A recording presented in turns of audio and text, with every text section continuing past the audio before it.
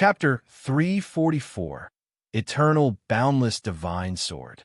When the sentient beings of the continent, trapped in terrible illusions, saw a mysterious sword shadow, in reality, the Dark Emperor also spotted that sword shadow.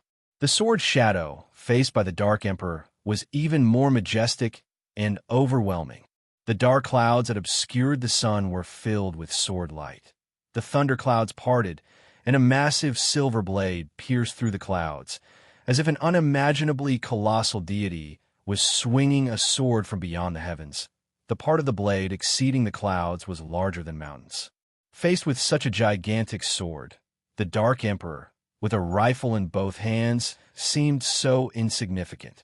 After a brief moment of astonishment, a crazed expression appeared on his face. How domineering the sword intent is. I didn't expect someone in this world to achieve such a level in the sword Tao. The Dark Emperor said with a laugh, his voice as loud as thunder. His momentum skyrocketed, and his rifle burst out with terrifying black flames. As soon as his words ended, he gripped the rifle with both hands and thrust forward violently. With that thrust, the clouds in the sky instantly burst apart, and the gigantic and mysterious sword shadow was completely revealed. It was a sword shadow larger than any mountain range in the world, its hilt seeming to be housed in the outer universe, delivering a strong visual impact. Boom! The violent black flame, like a sea dragon, collided with the shocking sword shadow, and almost instantly, the sentient beings on the continent awoke. Before their eyes was a mysterious sword shadow tearing apart illusions, pulling them back to reality. They instinctively looked up, and then saw a scene they would never forget in their lifetimes.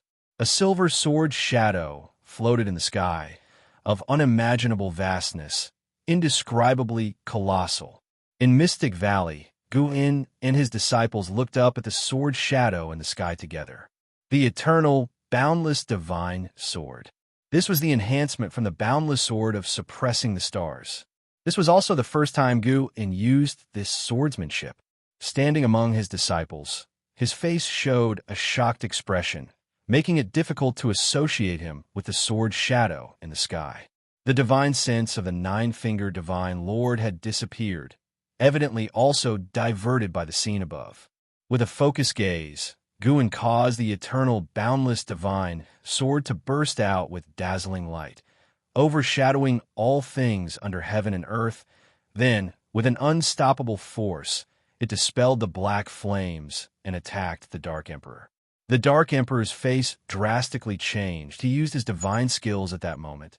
His body transformed in a black mist. The eternal, boundless divine sword rolled over, the black mist dissipating, gone in an exceedingly short time.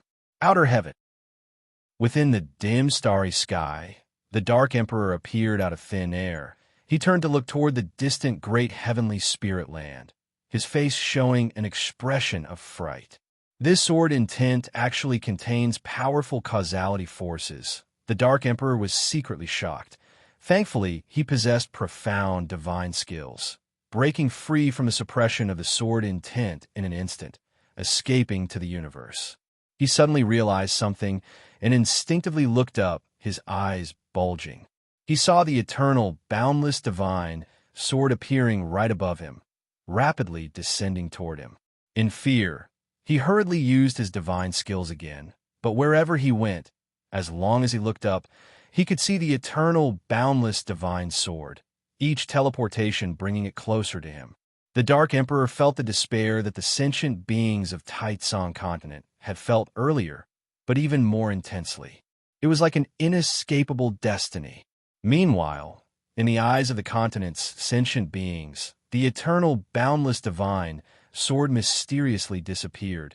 But fierce winds kicked up, the forest swayed like waves, and immortal spirits raised their hands to cover their faces. After the tumult subsided, the sentient beings looked up, only to see the phenomenon of blood light in the sky dispersing. At first glance, it appeared as if dusk was setting. After a brief silence in Mystic Valley, the disciples cheered in unison. The entire supreme sect was like a pot exploding. The roaring noise trembled the heavens. Was that sword just now? Wasn't I dreaming? How vast was that sword intent? The sword Tao can actually reach such levels. Did you see a black shadow? I seem to have been dragged into the illusion realm just now. Then I saw a sword save me. I saw that too. I felt the same way. It must be sword Venerable Fu Dao. Only he could possess such sword intent. He has saved us once again. Disciples from various cities of the Supreme Sect were all greatly exhilarated. The divine skills of the Dark Emperor made everyone feel his terror. And because of this, they were amazed and surprised by the power of sword Venerable Fu Dao. Just the spectacular sword shadow that appeared earlier was enough to overturn the sentient being's understanding of the sword Tao. Just how strong was sword Venerable Fu Dao? How far does the end of the sword Tao reach? Guan also excitedly discussed with his disciples until a prompt appeared before him. You have successfully seized 207,632 years of lifespan from the Dark Emperor, Dao Void Mysterious Immortal Realm Second Layer. Guan could seize 1 to 2% of an enemy's lifespan, signifying the Dark Emperor still had over 2 million years of lifespan. How long could a Void Mysterious Immortal live his maximum? Guan felt pleased the first time he deployed the eternal boundless divine sword. The effect was satisfactory. This also proved the results of reincarnation evolution. He comprehended the rule forces, then condensed his own rule forces, injecting them into his divine skills, making them more mysterious. Once the eternal boundless divine sword was unleashed, it locked onto the Dark Emperor's causal aura. Wherever he fled, the eternal boundless divine sword would follow, unless the Dark Emperor could dissipate the causality. Unfortunately, in such a short period, even if the Dark Emperor had means to dissipate causality, it was too late to discern the reasons. Guan could sense that there was another Dao Void Mysterious Immortal watching from afar. He chose not to direct his gaze there. Soon, that mysterious immortal left. After instructing the disciples of Mystic Valley with a few words, Guan returned to the Third Medicine Valley, where it was bustling with excitement as everyone excitedly discussed the recent spectacle. Guan stepped down from the transmission array platform and saw Shin Shinzi in the distance, gazing blankly at the sky, lost in thought. Yu Yingying, holding Long Qing, walked over quickly. She approached Guan, excitedly saying, "Did you see just now? Sword Venerable Fu Dao's sword Dao is unbelievable." That sword felt like it flew in from beyond the heavens. She grew more excited as she spoke, becoming even incoherent toward the end. Long Qing spread his arms, gesturing how immense the heavenly sword was earlier. Guan also acted very excited, even describing the sensations he experienced while in the illusion realm. However, he was pondering another matter in his mind. That was about Heavenly Prison. The reason the Dark Emperor came here was because the people of Heavenly Prison released heavenly demons into Taitsong Continent. This matter was unlikely to end here. I wonder what the origin of that dark shadow just now was. Will he come again? I hope Sword Venerable Fu Dao has already annihilated him. Yu Yingying spoke anxiously, and Guan could only comfort her by trusting Sword Venerable Fu Dao. He was also unclear about the origins of the Dark Emperor, but could be sure that the Dark Emperor had no blood relations with the Long family, no causal connections whatsoever, and importantly, the Dark Emperor's true form was not of the human race. After chatting for a while with Yu Yingying, Guan finally excused himself, then went on to talk briefly with an Xian, Ji Xiaoyu, and others. The impact of this battle was bound to last a long time. In unseen distant places, many great cultivators peaked at this battle. The power of Sword Venerable Fu Dao shocked countless people. Wiping out the Great Cold Demon Sect had already spread the name of Sword Venerable Fu Dao into the sight of the great sects. But for the great sects, Sword Venerable Fu Dao was at most a formidable figure. Now, it was different. The aura of the Dark Emperor shocked the entire great heavenly spirit land. His terrifying aura was incomparable even to the entire Great Cold Demon Sect combined. Every being that had reached the carefree, primordial, immortal realm witnessed the process of the Dark Emperor's demise. Being able to slay an existence of the seventh layer of the immortal path, Sword Venerable Fudao's Tao level was immeasurably deep. Outer heaven, hidden within the sun, 7 mysterious beings also closed their eyes, as if nothing had happened. In a palace bathed in flickering firelight, 2 figures stood beside a small pool, silent. The pool reflected the universe scenes, with faint wisps of swirling black mist visible. One of them, a man in a black robe wearing a dragon bone crown, looked upset, gritting his teeth and said, "This is troublesome. Sword Venerable Fudao is so formidable.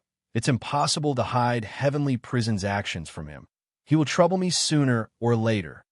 He turned to look at the person beside him, his eyes filled with anger.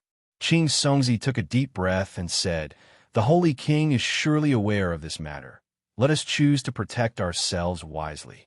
He was the domain master of the main city of Broken Sea Domain, and the Taitsong continent was also under his jurisdiction. At this moment, Qing Songzi, who controlled the lives of his entire domain, had a pale face, his hands clenched within his sleeves. He tried to appear composed. Seeing the Dark Emperor being exterminated, he felt like the sky was falling. He turned and left.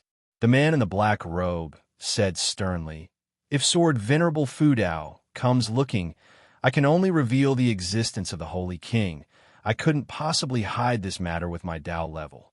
You'd better pray that Sword Venerable Fudao does not come looking."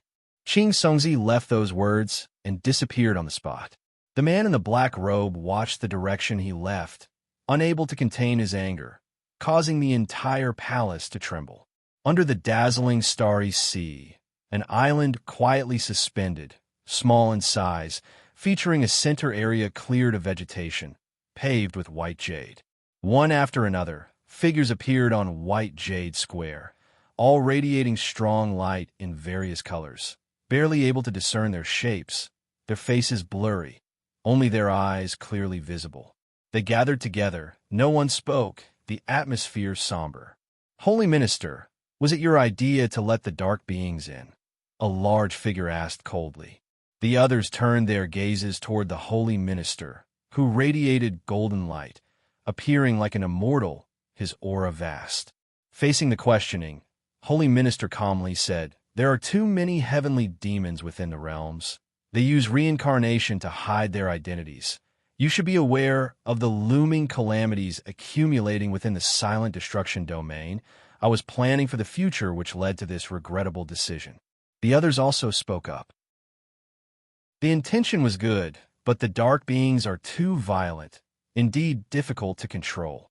That guy must be the Dark Emperor. His escape technique is extremely refined, hard to capture.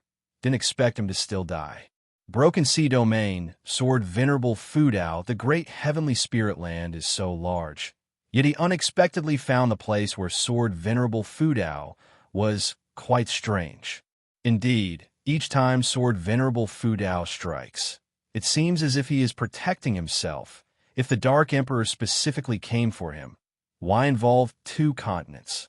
Holy Minister, it seems someone is using you to scheme against Sword Venerable Fudao. The Holy Minister, glittering in golden light, had a glint in his eyes, radiating coldness. Chapter 345. The Holy Minister appears mortal world peak atop a mountain summit. Fu Shinxiu stood alongside Eternal Taoist Lord at the cliff's edge, gazing silently up at the sky for a long time. "Master, to which level of the immortal path has Sword Venerable Fudao ascended?" Fu Shinxiu couldn't help but ask. The Eternal Taoist Lord gave a wry smile. "I have merely lived a few more years than you. I only know about the divine immortal of wondrous Dharma. The names of the 3 higher realms are beyond my reach." Fu Shinxiu sighed. That heavenly demon from outer heaven felt even more formidable than Senior Meng before perishing in an instant. It is indeed true that beyond the skies there are higher skies, and beyond people there are higher people. The Eternal Taoist Lord frowned slightly and sighed.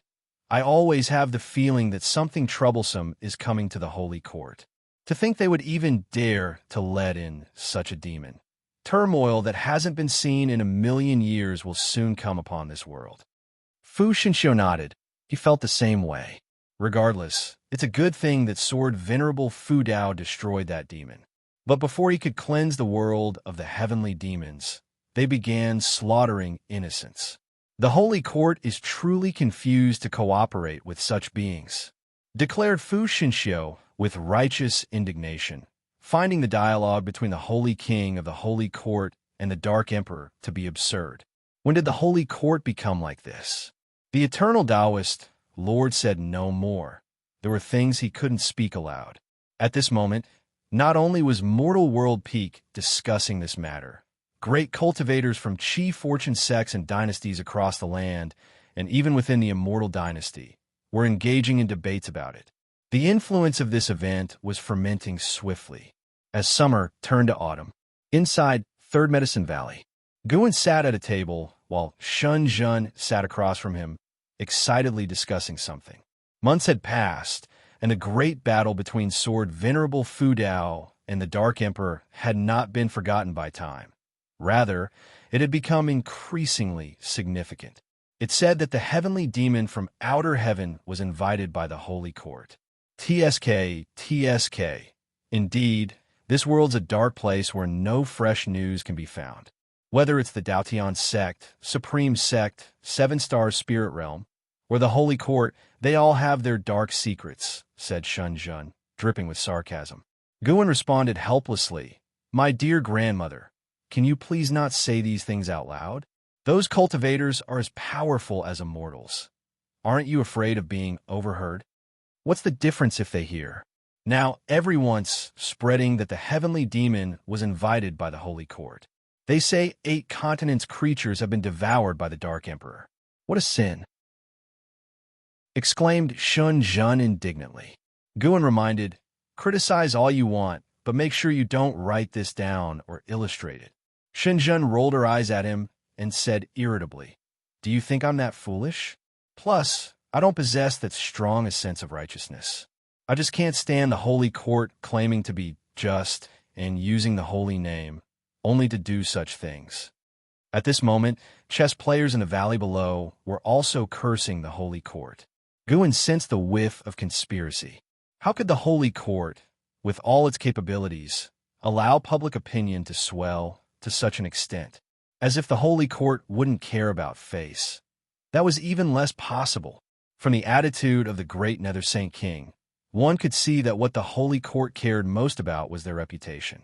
Reputation might seem ethereal, but when it reached a certain level, it could influence the chief fortune of a person or a faction, and one could even predict the public opinion of a power based on the rules of heaven and earth.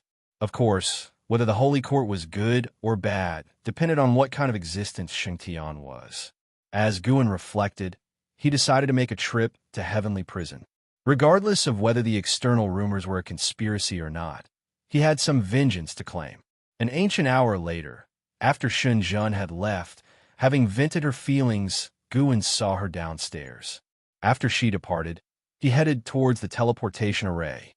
Atop the grand hall, flames flickered. A man in a black robe sat on a throne with a furrowed brow and an uneasy mind, as 2 small dragon souls emerged from the dragon bone crown on his head, entwining each other. Months had passed since the fall of the Dark Emperor, yet Sword Venerable Fu Dao hadn't come to kill his way into Heavenly Prison, not bringing him any relief but instead increasing his anxiety, giving him an ominous feeling of impending disaster. Heavenly Prison was a minor heaven and earth, well concealed, but for a great power like Sword Venerable Fu Dao, no hiding place would suffice. Snap! Suddenly, the man in the black robe felt his shoulder being clutched, his heart skipped a beat, and he instinctively opened his eyes. In the corner of his eye, his pupils dilated, and he felt as if he had tumbled into an abyss, his limbs icy cold. Beside him stood a figure enshrouded in dark purple demonic qi, whose real form he could not discern despite his high cultivation level. Sword Venerable Fu Dao. Guan looked down upon him and cast a lifespan detection. Demon Soul Master, 8th floor of Carefree Primordial Immortal Realm, 590, 328/800/000/1, 500, Gu and spoke slowly. Having lived for more than 500,000 years, you've not had it easy. Will you confess willingly, or must I do it myself? His voice, altered, was harsh, and carried a chill that terrified the demon soul master. The domain master of Broken Sea Domain, Qing Songzi, came to me. He claimed it was arranged by the great Nether Saint King to allow a batch of heavenly demons into Tai Song continent. It's the Holy King. I could not decline. I am merely a pawn. I bear no grudges against you, Senior. Please, spare me. The demon soul master bit his teeth and spoke, filled with fear. Guan looked up, his gaze towards the top of the hall. His left hand still pressed on the demon soul master's shoulder. Following Guan's vision, a streak of golden light appeared atop the grand hall, as if space had split open. The light quickly expanded, and a figure stepped out from it. The person was bathed in golden light, so even Guan couldn't see the true form. Guan threw another lifespan detection at the newcomer. Holy Minister, 9 layers of divine thought, true immortal 0/0/0, no lifespan. It's not the true form. The demon soul master also saw the figure of the Holy Minister, his eyes filled with panic. He had never seen the Holy Minister before, but such an emergence was not favorable for him at this time. The Holy Minister spoke, I can depose the great Nether Saint King. His first statement caused the demon soul master's complexion to shift drastically. Such audacity. Within the Holy Court, only 2 entities had the power to depose a Saint King. No matter which it was, the demon soul master dared not provoke. Guan asked, Who might you be? The Holy Minister replied, I am the Holy Minister of the Holy Court, overseeing the entire court. The coming of the Dark Emperor was my idea, originally intended to eradicate the heavenly demons of the mortal world. However, I did not anticipate such a preposterous outcome. Guan didn't expect the Holy Minister to admit to this so readily. For a moment, he couldn't discern the Holy Minister's true intentions. Sword Venerable Fu Dao, you have refused the destined chief fortune of the Holy Court, and I do not wish to delve into your reasons. I only seek to understand your stance towards the Holy Court to prevent any misunderstandings between us. From your actions, it's clear you are neither of the demon path nor the wicked, said the Holy Minister calmly, his tone devoid of any emotional fluctuation. Guan fell silent for a moment, and then said, I have no intention of making enemies with anyone. I seek only to cultivate in peace. My previous intervention was merely because I resided in that land, benefiting from nature's spiritual energy, and felt an obligation to act on behalf of that land. Upon hearing this, the Holy Minister immediately said, I see. I can understand. Through the ages, indeed, there have been ascetics like you who are solely dedicated to the immortal path. You have shielded those people, and they are fortunate for that. From this point on, the Holy Court shall not disturb your cultivation. This time, there was a hint of mirth in his tone. May I make a request? Guan suddenly asked. Please speak. Bring the great Nether Saint King to me. I want to kill him myself. Chapter 346. Holy Sword. 3rd grade heavenly position. I must kill him myself. The words of Guan echoed in the great hall, the flickering flames growing more intense, as if startled by his declaration. The Punisher of Demon Souls, held by the shoulder with one hand by Guan, listened with secret alarm. Despite the overtures of goodwill from the Holy Minister, Sword Venerable Fu Dao was still so overbearing, a clear sign of a character that brooked no defiance. The Holy Minister fell silent upon hearing these words. Guan was not in a hurry, waiting for the response from the Holy Minister.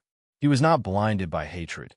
He wanted to use this opportunity to show the Holy Court his boundaries and to prove that his target was solely the great Nether Saint King.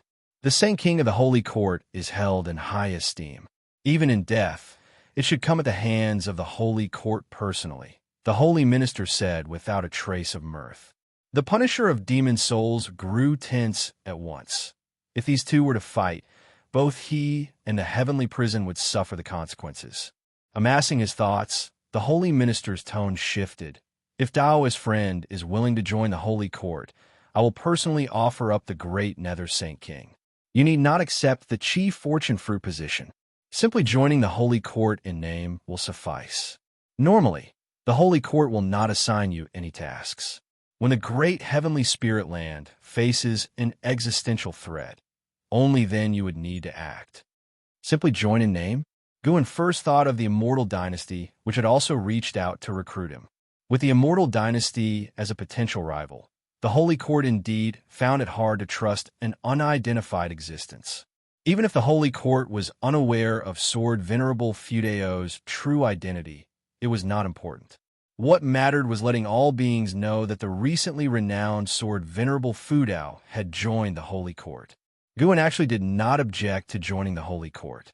Lacking a stance, one only gathers more enemies. What he opposed was merely the chief fortune fruit position. Good. Guin uttered a single word. The holy minister immediately raised his hand, sending a golden token flying towards Guin, who lifted his right hand to catch it. Not heavy, lighter than a feather, nearly 20 centimeters in length, and about 4 fingers wide. Its edges were carved with dragon figures, and at the top were 2 fire phoenixes, their claws intertwined, symmetrical, and exquisitely done, possessing an aesthetically pleasing look. 3 words were inscribed on the token. Holy Sword 3. The Holy Sword is the title I bestow upon you, the holy minister explained. The 3 below signifies your heavenly position. The Saint King too holds a 3rd grade heavenly position. It is indeed beneath your talents to be at the 3rd grade heavenly position as a divine thought true immortal. However, since you are unwilling to accept the chief fortune fruit position, the Holy Court cannot fully trust you. I hope you can understand. This token is made of the same material as other holy orders, but I have not imposed any other restrictions on it, lest it provokes your apprehension. Its only purpose is to display your identity to others. Its unique material ensures it cannot be replicated by other powers. After listening, Guin thought to himself, had this fellow decided upon this before even coming here? But he had to admit, with the deep foundation of the Holy Court, they indeed had such confidence. Above the Saint King was the Holy God, and it was not impossible for the Saint King to reach Tao Void Mysterious Immortal, or the Holy God to reach Divine Thought True Immortal. Add to that the exalted Shengtian, and the Holy Court's strength was formidable to even contemplate. Most crucially, the Holy Court not only possessed high-level combatants, but the number at each realm was beyond measure. As a divine thought true immortal, Guin could now observe Chief Fortune, and the Chief Fortune of the Holy Court was more terrifying than all other powers in the great heavenly spirit land combined, including the Immortal Dynasty. From today onwards, you are the Holy Sword of the Holy Dynasty. This is a title created especially for you.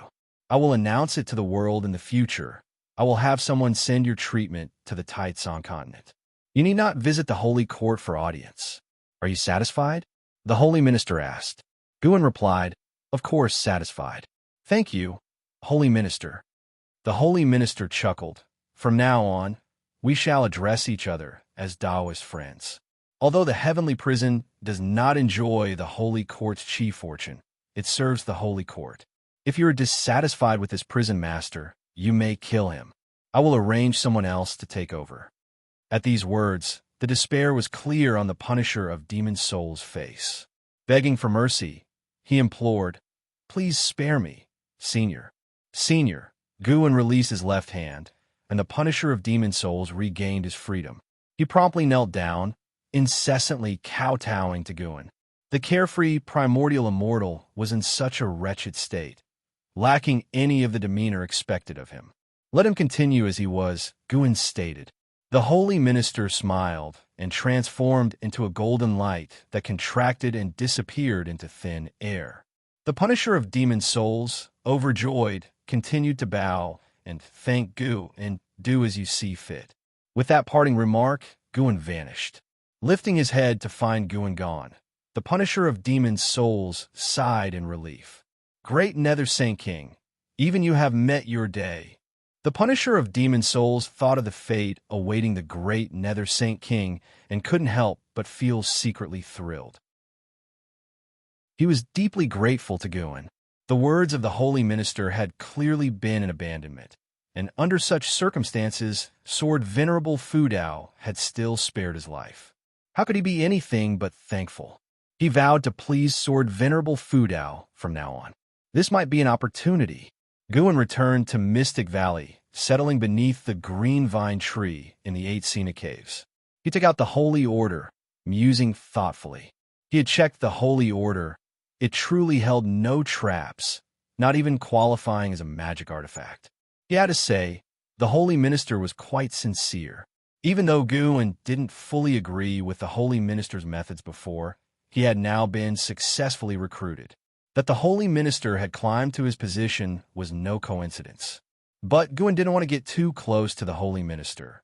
Agreeing to join the Holy Court was merely to reduce trouble. The Holy Minister's 9th level divine thought true Immortal realm also pressured Guin and didn't want to test his combative abilities at the same realm. He preferred to fight from a higher realm against a lower one. Next, he had to vigorously accumulate lifespan and break through to the 9th level of the Immortal path. Being weaker than others made Guin insecure. With the actions of the Holy Court, they could become foes at any moment. Under this premise, Guin had to strive to strengthen himself even more. The green vine tree seemed to sense Guin's mood, extending 2 vines to gently massage his shoulders. Guin closed his eyes and began to relax. Now he just needed to wait for when the Holy Minister would send the great Nether Saint King. If the Holy Minister truly intended to forsake the great Nether Saint King, he likely wouldn't go down without a fight. There was an interesting show to look forward to. It was only when night fell that Guin returned to the 3rd Medicine Valley. The autumn night sky was strewn with stars, dazzling like a painted scroll. Guin stood below the tower, appreciating the moonlight. Long Qing ran to him, arms wide, asking to be held. Guin picked up Long Qing, laughing. How big you are now, still asking to be held. Are you still a little man? 5-year-old Long Qing, wearing a refined blue robe and with a lovely face bright with playful eyes, heard Guin's words and pulled at his eyelids and stuck out his tongue, saying, I don't care, I want Master to hold me. Guin couldn't help but squeeze his little nose, feeling that an Xian was raising him with a hint of femininity. Master, have you ever been to the stars? Long Qing suddenly pointed to the night sky and asked. Guin casually replied, No. Do you want to go? I do. Just a few nights ago, I dreamt that I was flying among the stars, Long Qing said, his face full of longing. Guin patiently chatted with him, but his thoughts drifted to Long Xian and Lu Qiuxian when they were young. Chu Lu had children too, but alas, just a year after the child was born, Chu Lu was crushed by the Black Profound Emperor. Guin possessed these memories and felt the emotions within them, but he didn't get caught up in those attachments. After all, those memories from 3 lifetimes ago were far removed from his current life. Guin always believed that his present self was truly him, and reincarnation evolution was just a way to become stronger. He was the original, and the others were merely his projections. Maybe at a certain realm, he would need to go through reincarnation as a form of practice, like Ji Xiaoyu. As Guin was lost in thought, he suddenly sensed the presence of Tao Void, mysterious, immortal, erupting from afar. Focusing his gaze, he saw a Tao Void, mysterious, immortal flying out from the Holy Court and swiftly headed into the universe. However, an immense void hand emerged from the darkness above the universe, capturing the Tao Void, mysterious, immortal at a lightning-fast speed. The Tao Void, mysterious, immortal had almost reached the edge of the silent destruction domain, just shy of escaping into it. Guin could tell that the void hand was transformed from divine thought. The Holy Minister. This void hand's aura was precisely that of the Holy Minister he had seen before, only stronger. After capturing the Tao Void, mysterious, immortal, the void hand vanished along with the trace of the Tao Void, mysterious, immortal. Guin noticed many powerful divine senses probing from within the great heavenly spirit land, including divine thought, true immortals' divine senses, originating only from two locations, the Holy Court and the Immortal Dynasty. Indeed, the world still hid many great powers. Guin mused silently, fortunate that he had not offended too many, as every breakthrough was shielded by a lifespan barrier. Otherwise, he would have been crushed long ago. A Tao void, mysterious, immortal publicly captured. Guin seriously suspected it was an intentional display by the Holy Minister, wishing to showcase his own strength. Otherwise, that Tao void, mysterious immortal would have had no chance to escape the Holy Court. Guin felt apprehension and refrained from further thought, let alone powers without a Tao void, mysterious, immortal realm old monster at the helm. Of course, those who were aware of this battle were at least divine immortals of wondrous Dharma. Carefree primordial immortal could sense the earlier aura, but definitely couldn't keep pace with the speed of Tao void, mysterious immortal, probably oblivious to what had occurred. Guin withdrew his divine sense and carried Long Qing upstairs.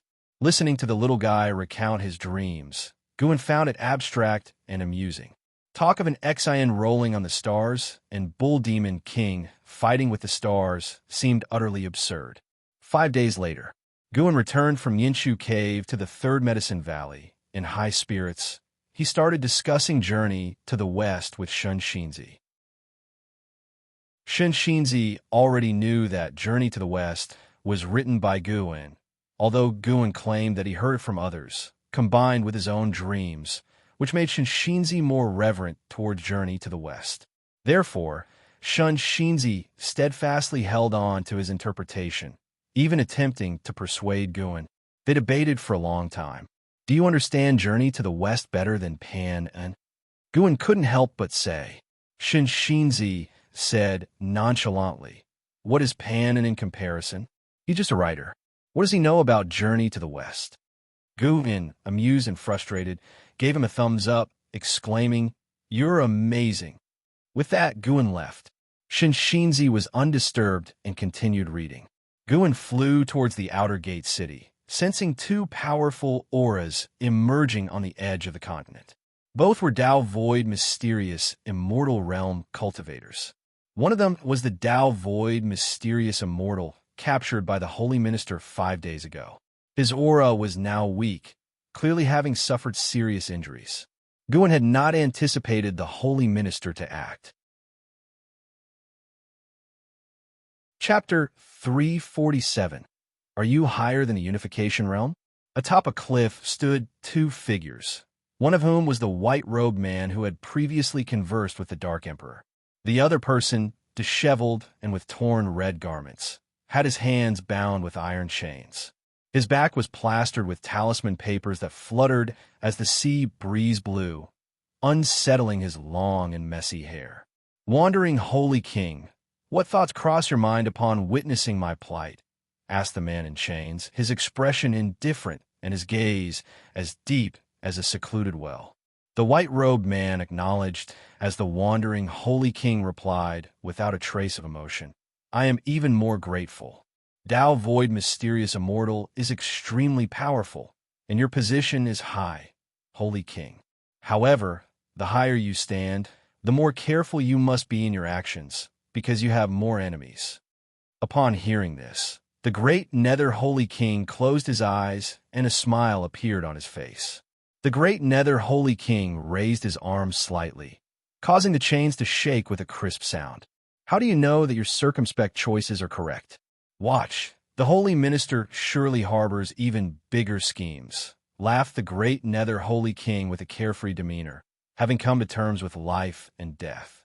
The wandering Holy King sensed something and instinctively turned his head, his expression suddenly unnatural. They saw a figure shrouded in dark purple, demonic chi appear behind them. Sword Venerable Fudao. The wandering Holy King felt an immense pressure rushing towards him, reminiscent of facing the Holy Minister or Holy God. At that moment, he understood why the Holy Minister held Sword Venerable Fudao in such high esteem. He immediately clasped his hands in a formal salute and said, "I have seen the Holy Sword." Upon hearing these words, the great Nether Holy King's figure trembled slightly. He appeared composed, but how could he not be tense when facing life and death? Wandering Holy King, Tao Void Mysterious Immortal Realm Level 4174098/60000/7500000. Great Nether Holy King, Tao Void Mysterious Immortal Realm Level 21580442/400000/500000. Guin looked at the lifespans of the two and was inwardly pleased. The lifespan of a Tao Void Mysterious Immortal could reach several million years. Observing the difference in lifespans between Level 4 and Level 2, Guin speculated that lifespans of Divine Thought True Immortals might very well exceed 10 million years. Guin nodded slightly to the Wandering Holy King. His gaze was fixed on the great Nether Holy King, sensing his tension. Boom! A brilliant golden light suddenly burst forth from Guin's forehead, engulfing the great Nether Holy King in an instant, and then dashed towards the sea surface, dissipating before reaching 1,000 zhang away. When the golden light faded, the great Nether Holy King was nowhere to be seen. Guin had no desire to interact with the great Nether Holy King, nor did he wish to hear any defenses. Even if there were misunderstandings between them, it was the fault of the great Nether Holy King. When so many pointed at the great Nether Holy King, it was unlikely to be false. The Wandering Holy King watched with alarm. This was a Tao Void Mysterious Immortal, and even if his cultivation was sealed, he should not have been so easily eradicated. How high was Sword Venerable Fudeo's cultivation level? You have successfully seized 370,963 years of lifespan from the great Nether Holy King, Tao Void Mysterious Immortal Realm Level 2. Upon seeing the prompt before him, Guin felt slightly pleased. Of course, what brought him the most relief was eliminating a thorn in his side. Guin then vanished from the spot, leaving the Wandering Holy King behind. The Wandering Holy King stood on the cliff, silent for a long time, before finally departing. A Holy King who had stood above all fell just like that, causing a significant psychological impact on the Wandering Holy King, who was also a Holy King. The great heavenly spirit land seemed even more complicated and dangerous in the eyes of the Wandering Holy King. At Mortal World Peak, Dingtian Peak, inside the Peak Master's courtyard, Guin was savoring tea. An Xen stood behind him, and in front of him stood a line of wandering immortals, disciples of Dingtian Peak, including Zhu Xinglan. They were discussing the Holy Court's declaration of Sword Venerable Fudao as the Holy Sword. The Holy Sword, the #1 sword under the heavens, seems like the Holy Court highly values Sword Venerable Fudao. The presence of that demon from outer heaven was terrifying, yet against Sword Venerable Fudao, it was unable to withstand a single blow. With such power, how could the Holy Court not seek to ally with him? I heard that the reason the heavenly demon from outer heaven made a move against Sword Venerable Fudao was that a Holy King schemed against him, sending a great number of reincarnated heavenly demons to the Taizong continent. Truly malevolent. I've heard that as well. It was the great Nether Holy King. He underestimated the strength of Sword Venerable Fudao. To be honest, who could have anticipated that? Such a tiny place actually harbors such a terrifying great cultivator. The wandering immortal disciples of Dingtian Peak were excited, only so uninhibited in the presence of Guin. In front of their disciples, they all maintained a high and dignified posture, as if they were lofty and saintly figures. Zhu Xinglan looked at Guin. He had heard that his master also emerged suddenly and wondered if his master knew Sword Venerable Fudao. As for the possibility that his master was Sword Venerable Fudao himself, that had not crossed his mind. The world was full of ascetics who suffered in silence, and perhaps Sword Venerable Fudao was simply concealing his identity. Maybe his real identity once shook the heavens, but who could be certain? And Xin quietly chuckled as she listened to their discussion. The one they admired was right before them. If they knew, what would their reaction be? She did not know how high the Dark Emperor's cultivation realm was, so she could not understand the excitement of the wandering immortals. In her eyes, there was no difference between wandering immortals and heaven and earth flying immortals. They were all terrifyingly powerful beings. After they had spoken for a while, Guin spoke up. Then you must cultivate diligently. I always feel that the world is becoming increasingly unstable. His divine thought was focused on Yang Jian. Heaven's sect had received news of the great Nether Holy King's fall and was preparing to bring Yang Jian into the world. Over the years, Yang Jian had grown stronger while Heaven's sect had become increasingly aged. Although his cultivation realm had not declined, his aura was not as strong as before. Heaven's sect's lifespan was quickly diminishing without the chief fortune of Heaven's sect, and it seemed he did not have many years left to live. Upon hearing Gu An's words, the disciples echoed in agreement, all sharing a premonition that such a major event had not occurred in many years. Word of it would make anyone feel the tense world situation. After a long while, the disciples bid their farewell and left. And Xin sat down, unable to resist stretching herself. She did not remove her mask, but looked at Guin and asked, "Master, what kind of entity is the Holy Court really?" She knew Sword Venerable Fudao was Guin, but being in Mortal World Peak, she had to measure her words carefully. Guin replied, "It is the governing power of the mortal world, the strongest of our times. As for good or bad, that depends on the circumstances. In this world, there is no absolute good in a person or power. Even the current supreme sect hid untoward secrets. Even though he had joined the Holy Court, Guin felt no fondness for it. Once he surpassed the 9 heavens of Immortal Path, he would no longer need to hold any fear towards the Holy Court. Right now, he was more curious about the silent destruction domain. The Annihilation God Emperor could easily annihilate Long Zhan, who surpassed the 9 heavens of the Immortal Path, but now it seemed Sheng Tian was capable of countering the silent destruction domain. Could it be a different silent destruction domain? Or perhaps the Annihilation God Emperor had long since departed? And Xin was curious about the strength of the Holy Court, but unfortunately, Guin was also unclear, leaving his answer ambiguous. Today's conversation with the disciples from Dingtian Peak proved the Holy Minister's methods. Although Guin had not assimilated into the chief fortune of the Holy Court within a few short years, every power throughout the world knew he had joined the Holy Court. No matter his personal feelings, from now on, he was openly aligned with the Holy Court. The enemies of the Holy Court might also target him. Did the Holy Court have enemies? Of course there were. The Immortal Dynasty covetously eyed the realm from within, and infinite heavenly demons from beyond watched intently. He only hoped none would disturb his tranquil life. After chatting for a while, Guin stood up and said, "It's time to test the results of your cultivation. Don't let yourself be surpassed by Long Qing later on." Upon hearing this, an Xin quickly rose to her feet. Long Qing had been taken care of by her until he was 4, but after that, the boy constantly followed Yu Ying, leaving her with a sour taste. She couldn't let that child surpass her. Today, after hearing of many significant events in the world, and Zin's fighting spirit was kindled. With such a master guiding her, why couldn't she carve her own place in the world? She did not realize her mindset was beginning to shift toward an house. Seasons changed, and 8 years passed. The 13-year-old Long Qing was running through Medicine Valley, swift as a cheetah, chasing a corpulent white-furred rat that resembled a pig.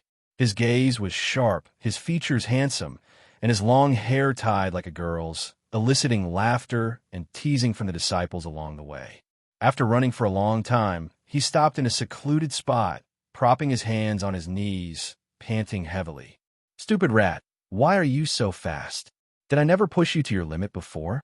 Long Qing muttered, frustration evident on his sweat-drenched face. Just then, footsteps approached, and Long Qing turned to look, quickly standing up in respect. He brought his hands together and bowed deeply to the newcomer. Seeing his gesture, Shinshinzi couldn't help but chuckle. You want to catch up with it? How about taking me as your master? Shinshinzi approached and asked with a smile. Long Qing scratched his head. Senior, I have a master already. Shinshinzi continued with a smile. Of course I know you have a master. Who said you could only have one master? Have you read Journey to the West? Long Qing nodded, but he didn't enjoy reading text as much as he liked listening to others. You're like Sun Wukong and in Master Beauty. How about I secretly teach you cultivation? Shinshinzi asked, smiling knowingly. Like Yu Yingying, he had an inexplicable fondness for Long Qing. He had observed the boy and confirmed that Long Qing was not a reincarnated heavenly demon. To elicit a sense of closeness from an immortal venerable like himself, Long Qing must have extraordinary innate qi fortune and a life grid beyond ordinary people. Can you really be Master Beauty? Long Qing asked doubtfully. Shinshinzi laughed. I'm well aware you have a master, but who says you can't have multiple masters? Do you know what realm I am in? Unification. Haha, you even know about unification. Do you know what lies beyond the unification realm? What? You're higher than the unification realm? Long Qing was shocked. Having been raised in the Third Medicine Valley, he had some understanding of immortal cultivation realms. The unification realm was, in his perception, a godlike realm. Observing the disciples' attitudes toward Shinshinzi in the valley, he had guessed Shinshinzi was extraordinarily capable, but he had not expected him to be so powerful. Proudly lifting his chin, Shinshinzi declared, above unification lies the mystic heart realm. Above that, there are Mahayana, Nirvana, loose immortal, wandering immortal, and heaven and earth flying immortal. I am but one step away from heaven and earth flying immortal. With each realm name, Shinshinzi uttered, Long Qing's mouth opened wider, and by the end of the list, he was agape with amazement. The expression on Long Qing's face greatly satisfied Shinshinzi. In that moment, he suddenly understood Supreme Immortal Venerable. Because he liked Journey to the West, he had read all the books written by Pan, and he didn't understand why Pan A&S works were so popular. The characters lacked common sense, often mocking the protagonist, and the protagonist would purposely reveal his holiness, all of which seemed unrealistic to him. Today, he had played the part, and, at last, he understood the appeal. Chapter 348. Studying the deification as Shinshinzi secretly admired Pan A&S understanding of the human heart. Long Qing couldn't help but ask, if you are so powerful, why do you stay in Medicine Valley? Shinshinzi smiled gently and said, I'm not from a supreme sect. I just like the atmosphere here and want to stay for a few centuries to clear up the confusion in my heart. A few centuries? Long Qing's look at Shinshinzi changed, and he began to believe Shinshinzi's words. You say you're a wandering immortal. How can you prove it? I am not a child. The 13-year-old Long Qing, claiming he was not a child, made Shinshinzi smile even more broadly. Shinshinzi grabbed Long Qing's shoulders, and without waiting for Long Qing to react, he leaped into the air. The world blurred before Long Qing's eyes. He instinctively closed them, and when he opened them again, he was stunned by the sight before him. He had actually come to the heavens. Below was an endless sea of clouds, and above, the sky was filled with stars, as though nested in the night, except these stars shone brighter and were more numerous.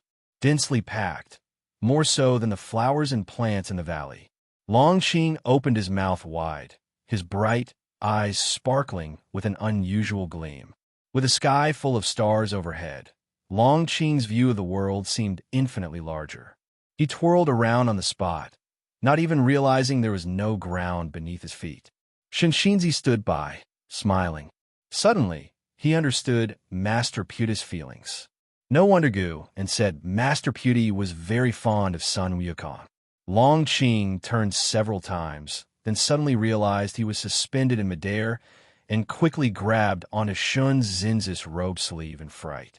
"Is this the heavens?" he asked Shinshinzi, full of anticipation.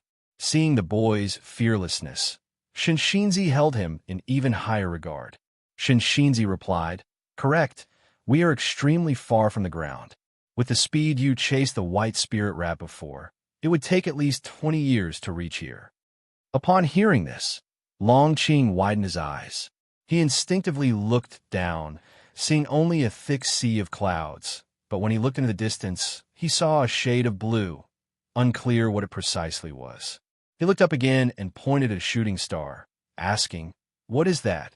Shinshinzi looked up and answered, "That is a heaven and earth flying immortal returning, very far from us." "Heaven and earth flying immortal. Can I go to the stars?" "You cannot. One must reach the heaven and earth flying immortal realm to cross the invisible sky wall." "Heaven and earth flying immortal. I want to cultivate. I want you to be my master. Teach me how to reach the heaven and earth flying immortal." Longqing clenched his fists, his voice filled with excitement. He hadn't even started qi absorption cultivation yet. Guan said he would teach him when he turned 16 and forbade other disciples from teaching him privately. That's why Longqing hadn't yet shown his talent. Shinshinzi saw his extraordinary physique and felt that even if he wasn't supremely talented, he would not be mediocre. He also marveled, how did Guan always manage to find geniuses? Like the nine-fingered divine lord, he suspected that Guan had a powerful backer. What sort of powerful figure that even he couldn't detect? It could be Sword Venerable Fu Dao or possibly other great cultivators, as the current supreme sect was full of hidden great cultivators, even beyond his understanding. In any case, hearing Longqing's words, Shinshinzi was very pleased. He smiled kindly and said, "Reaching the heaven and earth flying immortal realm is very difficult. Are you willing to dedicate yourself to cultivation?" Longqing immediately nodded, assuring, "I will definitely not disappoint you, master." "Then why don't you kneel and kowtow to accept me as your master?" Shinshinzi said with a smile. He wanted to emulate Master Pewdie to see if taking a disciple could lead to divine enlightenment.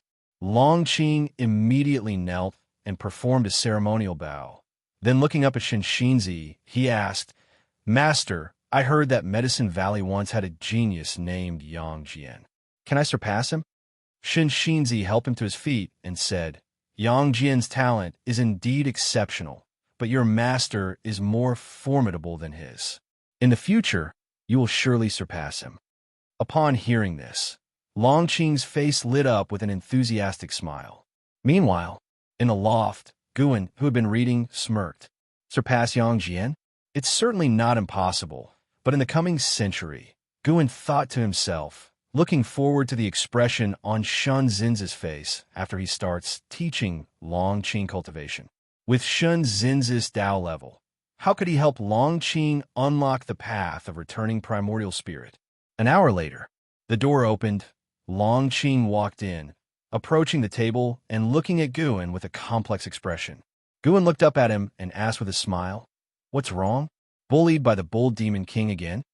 Longqing shook his head, then said, "Master, you are the most important to me in my heart. Do you believe that?" This statement amused Guan. Was the boy feeling guilty? "Really? Well, see how you honor me in the future," Guan said leisurely, his eyes returning to the book in his hands. Longqing earnestly responded, "I will definitely honor you in the future. Once I become an immortal, I will make the supreme sect respect you." Longqing's fighting spirit grew even stronger. Seeing that Guan did not continue the conversation, he curiously asked, "Master, what are you reading? May I take a look?" Guan closed the green hero travelogue, glared at him, and said, "If you have nothing else to do, go chop some wood." Upon hearing this, Longqing immediately scooted away. Immortals don't have time to chop wood. He left with that spirited remark, and Guan, smiling, continued reading. 2 days later, in an uninhabited part of Medicine Valley, within a bamboo grove, Shinshinzi and Longqing sat side by side in meditation. "Master, Why haven't I cultivated any spiritual power yet? Longqing couldn't help opening his eyes and asking. Shinxinzi, with his eyes closed, replied, "It's rare for someone to develop spiritual power within 2 days. Don't be impatient." He also wondered internally why it was taking so long. However, considering Yang Jian's early experiences with slow qi absorption, perhaps Longqing had a unique physique. He decided not to dwell on it. He was very patient and would not become agitated over this. A figure swept across the bamboo grove from above, causing Shinxinzi to look up. "It's him," Shinxinzi murmured to himself. "Who?" Longqing asked curiously, having caught a glimpse of the figure as well. Shinxinzi shook his head and didn't continue. Longqing quickly stood and ran toward the edge of the bamboo grove. Shinxinzi got up as well, not angry at Longqing's actions. After all, the boy was only 13. In the loft, Guan replaced the book he had been reading with Investiture of the Gods and studied it carefully. Clang! The window was suddenly pushed open, startling Guan as he turned his head, his face then breaking into a delighted smile. "Leah, how did you come back?" Guan asked excitedly. Leah landed, adjusting his clothes while grumbling. "What? Aren't you happy to see me?" "How could that be? Please sit. Sit down." Guan put down Investiture of the Gods, then stood up to brew tea for Leah. Leah took a seat at the table, noticing the book he had been holding, and laughed. "After all these years, you're still reading Investiture of the Gods? You don't think to discover some Tao in it like others, do you?" Guan brewed the tea and replied, "Just browsing. The stories in this book surely can't compare to your experiences. Tell me, how have you been these years? Have you been injured?" Lia's expression turned serious as he said, "With my current skills, how could I be injured? Besides, I have Divine Exotic City. Since you want to hear, it'll tell you all about it, and later you can take notes." Guan brought over hot tea, placed a cup in front of him, sat down, and said with a laugh, "Indeed, owning Divine Exotic City, even my disciple Longqing couldn't possibly get injured." Chapter 349. Heading to the primordial hearing Gu An's words. Leah didn't think too much and didn't ask who Longqing was. He began to recount his experiences over the years. Guan listened attentively. He occasionally looked at Leah, but didn't stare constantly. With Divine Exotic Immortal Spirit around, Guan could be at ease, confident that if there were any danger, not even Divine Exotic City could stop. Divine Exotic Immortal Spirit would inform him right away. After leaving the Sea Demon Domain, Leah wandered everywhere. Occasionally, he encountered great cultivators coveting Divine Exotic City, but he always managed to escape unscathed. Unless a heaven and earth flying immortal took action, it was very difficult to take Divine Exotic City from him. Those who had reached the heaven and earth flying immortal realm and saw Leah brazenly deploying the pseudo-immortal path supreme treasure didn't dare to make a move easily. In every aspect, Leah seemed to have a significant backing. Who would dare to offend such a person? The higher one's cultivation level, the further one could see. Even if they couldn't deduce Gu An's karma from Divine Exotic City, they could infer that Leah had an extraordinary background. To control such a supreme treasure before nirvana, one couldn't do so without a powerful backing, and perhaps Leah's backing was hidden within Divine Exotic City. Over the years, Leah had encountered many opportunities, and his cultivation level had grown rapidly. He had now reached the 3rd floor of the Unification Realm. A Unification Realm cultivator over 300 years old was definitely a top-tier genius in the Broken Sea domain. Guan thus marveled at how amazing Xiantiani truly was. Comparing the pace of breakthroughs, Leah still fell short of Xiantiani, and moreover, Xiantiani didn't have the pseudo-immortal path supreme treasure by his side. Setting aside and how, Xiantiani was indeed the #1 genius in the history of the Supreme Sect. What was most crucial was that Xiantiani also wrote books. Judging from the Green Hero travelogue, Xiantiani often went on adventures and didn't spend all his time on qi absorption cultivation.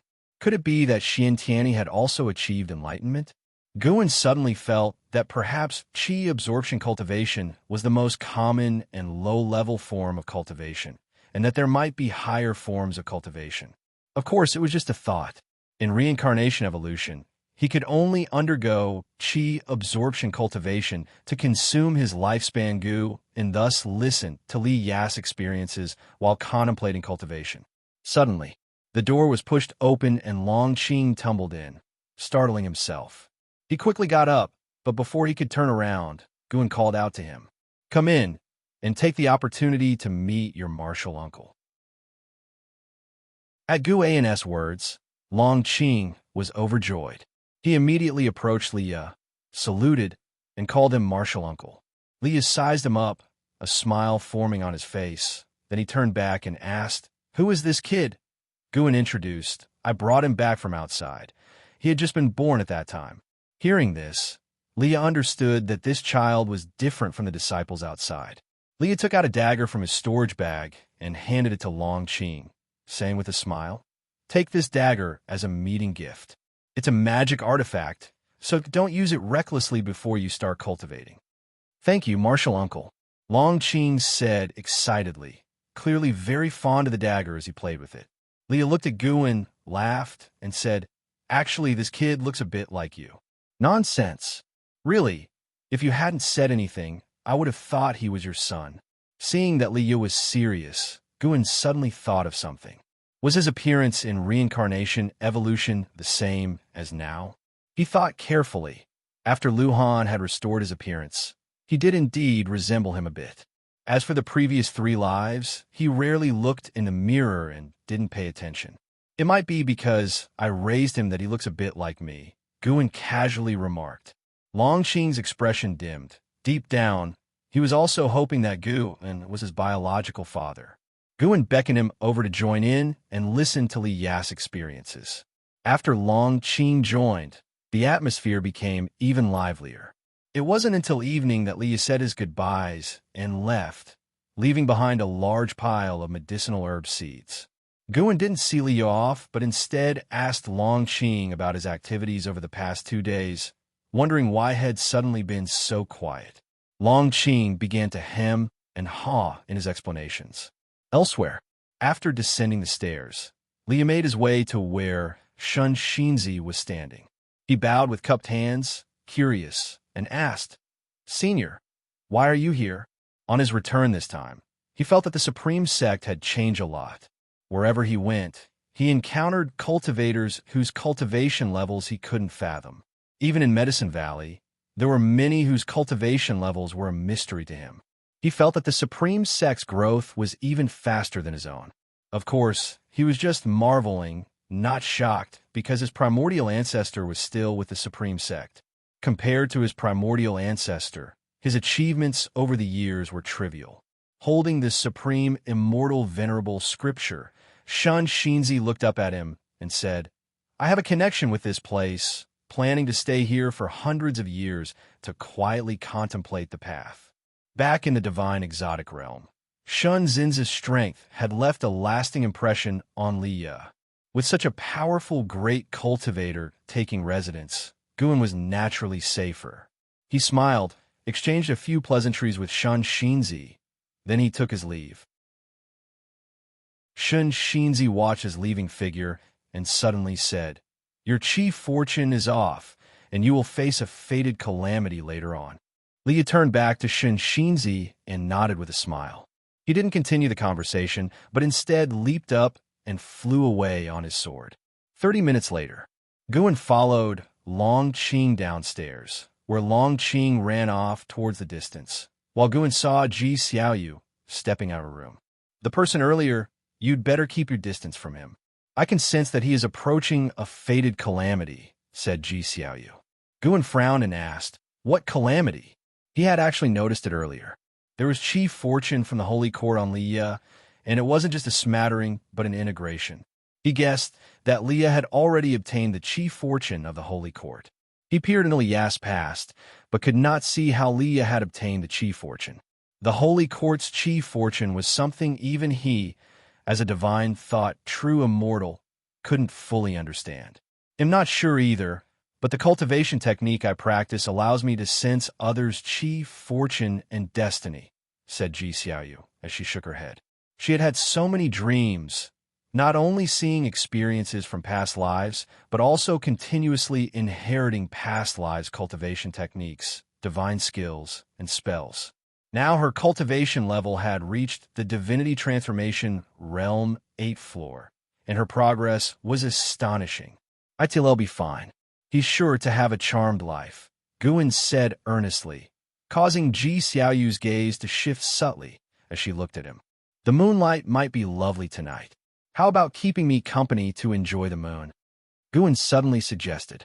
Ji Xiaoyu hesitated for a moment and then nodded slightly. Divine Exotic Realm. The master of the Divine Exotic Realm and a group of divine exotic ghost kings stood on the shore, looking at the terrifying waves crashing on the sea. Among the surging waves, a figure stood tall above the water, bare-chested with fists tightly clenched, his white hair disheveled and soaked, gasping deeply for air. Zhang Buku. It's done. It's done. Excitement flashed across Zhang Buku's face. He turned to look at the distance, locking eyes with the master of the Divine Exotic Realm from afar. The master of the Divine Exotic Realm showed a smile, nodding slightly toward him. Boom! The waves exploded, and in almost an instant, Zhang Buku appeared in front of the master of the Divine Exotic Realm, causing the surrounding Divine Exotic Ghost Kings to be taken aback. Such incredible speed, stealing the 5 elements, was secretly shocked. He had watched Zhang Buku grow over the years. The kid's talent was getting stronger. With time, he was sure to become a name that echoed across the heavens. The master of the Divine Exotic Realm looked at Zhang Buku and said, You have now perfected the most powerful ancient treasure body. It's time to set off. Upon hearing this, Zhang Buku quickly asked, Master, where exactly do you want me to go? The master of the Divine Exotic Realm said profoundly, Go to another great heaven and earth. Great heaven and earth. Zhang Buku was even more puzzled, while the Divine Exotic Ghost Kings had various expressions, each lost in recollection. The master of the Divine Exotic Realm said in a deep voice, The heaven and earth you were in before is known as the Great Heavenly Spirit Land, and Broken Sea Domain is just a small part of the vast heaven and earth. Beyond that, there are many great heaven and earth realms as vast as the Great Heavenly Spirit Land, existing in ways beyond your imagination. The Divine Exotic Realm is a power that drifts among these various great heaven and earth realms, originating from the silent destruction domain beyond the heavens. As for the silent destruction domain, you will have to understand it for yourself in time. However, know this, the Divine Exotic Realm can lead to different great heaven and earth realms, but those realms are dangerous, and we have limited choices of great heaven and earth to choose from. After listening, Zhang Buku's brow furrowed. He thought of martial Uncle Gu and Leah. He found it hard to let go. Gritting his teeth, he asked, If I leave, can I still come back later? The master of the Divine Exotic Realm smiled and answered, Of course you can return. The clouds pressing down upon us have dispersed. It's just that the great heaven and earth are controlled by the Holy Court, and it's not suitable for us to develop there. We can only send you to other, more chaotic places. Relieved, Zhang Buku pursued the question of which great heaven and earth he would go to. Go to Primordial. There is no absolute order there. It's a place more suited to beings like you to grow. Once you're there, you must be even more careful. That place has the Immortal clan, countless opportunities, but also many dangers, said the master of the Divine Exotic Realm profoundly. Zhang Buku nodded, his eyes filled with anticipation. A Divine Exotic Ghost King spoke up. Do we have to go too? The master of the Divine Exotic Realm nodded. Just leave one Ghost King to maintain contact with the Great Heavenly Spirit Land. I wish to stay behind. Stealing the 5 elements immediately volunteered, drawing the gaze of the other Divine Exotic Ghost Kings. The master of the Divine Exotic Realm looked deeply at stealing the 5 elements, who lowered his head, not daring to meet his gaze. Then you shall stay behind, decided the master of the Divine Exotic Realm. Stealing the 5 elements grinned and thanked him profusely. The winter snow flurried. A figure headed towards the entrance of the third Medicine Valley. He was clad in armor, covered in snow, moving not swiftly through the heavy snowfall, but with a steady pace. Underneath the helmet was an aged face, his eyes cloudy. As he looked at the entrance to the third Medicine Valley, his gaze softened slightly. "Who are you?" A female voice sounded as an Xian approached with a bamboo basket in hand. The armored man turned to look, struck by Nzin's grace. She wore a white dress, stepping on the snow-covered ground without leaving any footprints, her entire being emanating an ethereal quality, like a celestial maiden who could ascend at any moment. He bowed and said, "Imien, may I ask if the Valley Master of the Third Medicine Valley is still going?" An Xian nodded slightly, replying, "You know my master? If so, I can take you to see him." Yin smiled, his expression pensive. "I remember him." Chapter 350. Reincarnation Order. An Xian brought Yin to Gu An's attic, and then went upstairs to inquire. Gu had already sensed Yan's presence, but he couldn't show it. Only after an Xian knocked did he allow her to bring Yin up. Looking at the aged Yin, Guin smiled and said, "It's been a long time. Please have a seat quickly." An Xian, curiously, didn't stay, but honestly closed the door and left. Sitting across the table from Gu and Yin felt a surge of emotions. After many years, the master still looked so young, even more distinguished. Guin, wearing the Immortal King crown, had a golden pattern emerging on his forehead, giving off the feeling of a heavenly divine monarch sitting there. Yin could feel that, like him, his master was also at the core formation realm. Both at the same realm, yet their essence energy could not have been more opposite. "Why are you?" Guin frowned, hesitatingly asked. 50 years ago, Yin was in his prime, youthful, and one of Li Zuando's most capable generals. Now Yin looked so old. Guin could see that Yi Yin had reached the end of his lifespan, but he couldn't state this outright. He could only inquire. In reality, Yi Yin's maximal lifespan had grown a bit over the years, though only slightly. Yi Yin smiled and said, "Everyone has their time. Mine is almost due. I wanted to come back to see this place before the end." Hearing this, Guin couldn't help but sigh and then stood up to pour tea for him. Yi Yin's gaze followed him and said, "Master, there's no need for you to sigh for me. I've accomplished everything in life without regrets." He had fought alongside Li Xiandao to unify the Taizong dynasty, and Li Xiandao had granted him nobility. For decades, he enjoyed wealth and even marital bliss, and truly had no regrets. "It reassures me that you could come back to see your teacher," Guin said after serving the tea, turning around to speak.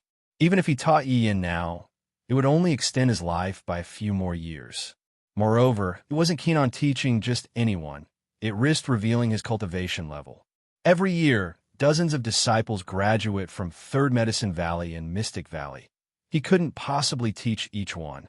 "If not for the master's help, I couldn't have had such a splendid life. If I hadn't heard from His Majesty that you were well, I would have come back sooner to repay you," Yi Yin, taking the tea bowl, replied with a smile.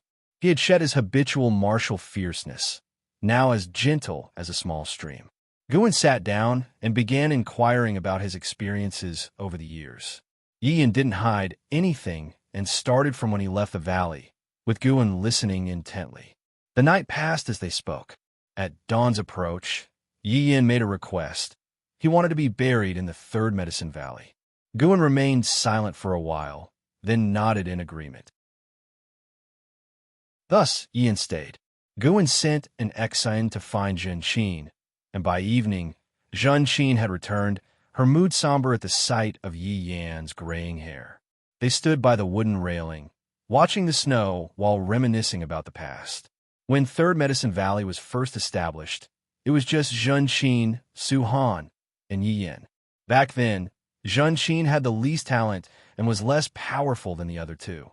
300 years had passed. Su Han had long perished, and now Zhenqin was about to bid farewell to Yi Yin. How could she not be sad? Mentioning Su Han, Zhen Qin didn't hide the truth, and, hearing that Su Han had died early, Yi Yan also fell silent. Su Han, known throughout the Taizong dynasty for wielding the hateful Heaven Divine Sword, Yi Yan knew of his exploits but was unaware of his fate. The journey of life is indeed unpredictable, Yi Yan reflected. He was close to death already, naturally not excessively sorrowful. He turned to Zhen Qin and smiled. Don't be sad. When I go down there, I'll greet him for you. His words left Zhen Qin's eyes red with emotion. Guan stood by the window, watching their silhouettes, lost in thought. Long Qing came downstairs, grabbing a handful of snow, intending to throw it at Guan, but seeing his solemn expression, Long Qing held it for a long while before ultimately lowering his hand and turned to throw it at Blood Prison Great Saint instead. Fast asleep, Blood Prison Great Saint was jolted awake, looking up to see Long Qing disappearing. You little rabbit! Blood Prison Great Saint, furious, immediately got up to chase Long Qing, his massive bovine body kicking up snow mist in pursuit. The winter snowfall grew heavier, as if to fill the Third Medicine Valley completely. Time moved to the end of the year. At the edge of Third Medicine Valley, on a mountain peak, Guan stood in front of Yi Yan's grave, the falling snow melting before it even touched him.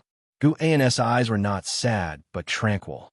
He wasn't too distressed, merely standing there pondering the past. Yi Yan wasn't the first disciple he had sent off.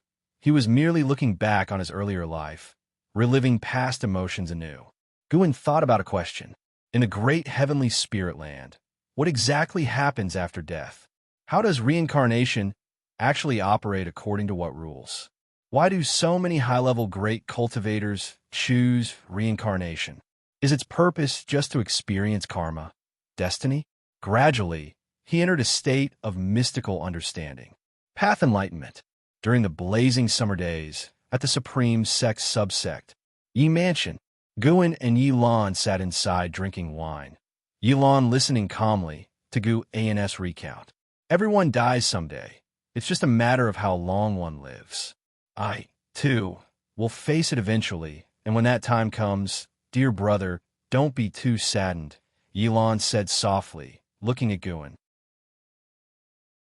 Guan put down his wine glass and asked, If I gave you a chance for eternal youth, but required many sacrifices and adherence to certain rules, would you take it? Having witnessed Yi Yan's death, Guan felt uneasy, fearing that his teachings couldn't keep up with the passing of time. He had taught Yi Lan and Xiaochuan, among others, truly improving their maximal lifespan, but each time was less than before, only adding 200 years for Yi Lan through teaching, and the last 2 sessions combined added just a single year. The mysterious designs of fate were terrifying, merciless. Yi Lan asked, Would those rules distance me from you? Guan replied, It's hard to say. He remembered Heaven's sect, mentioning that becoming a part of it involved forsaking many, including a spouse and children. Then forget it. Such immortality might be more of a curse. I am not interested. Yi Lan shook her head. Guan remained silent. Yi Lan seemed to sense Guan's mood. She reached out to hold the back of Guan's hand and smiled. Brother, don't forget our last century pact. If I could spend the rest of my days with you, that would be enough. 100 years is actually quite long. Is 100 years really enough? Guan asked with a smile. Maybe it is. Over the years, I've chased power, gotten bored with it over time, and recently I've been focusing on cultivation. I've been thinking about doing something else, like your writing. Yi Lan started to share her experiences from these years. Now over 300 years old, she had her own views and insights on life. She was now at the divinity transformation realm and held a high position within the Supreme Sect. Her pursuits were evolving. Listening to her, a smile unconsciously spread across Guan's face, feeling happy for her. Life shouldn't be about just one thing. That Yi Lan was considering enriching her life was an enlightenment in itself. Brother, if you really have that kind of opportunity, save it for someone who truly craves immortal cultivation. Right now, I don't think the level of cultivation is that important, Yi Lan laughed. Guan smiled and said, What if you leave this world, and I pursue immortality alone? Wouldn't that be lonely? Elon blinked and laughed. I haven't given up, I'm just talking. Some things can't be fought for. If you can't have them, let it be. Don't let them become a burden to you, including me, and even Junqin and your disciples. If we die before you, don't be foolish or let it weigh on your heart. Guin, unable to resist, reached out to pinch her cheek, and she didn't dodge. What about our last century? What would you want to do? Where would you go? Guin asked.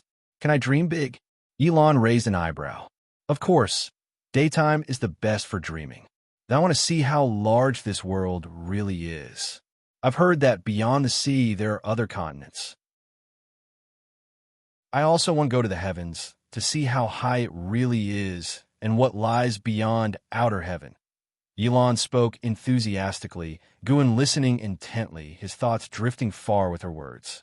2 days later, Guin first went to the North Sea Mountains to gather medicinal herbs, then spent an ancient hour in Mystic Valley. Upon returning to the Third Medicine Valley, he was in good spirits and played 2 games of chess with Nine-Finger Divine Lord.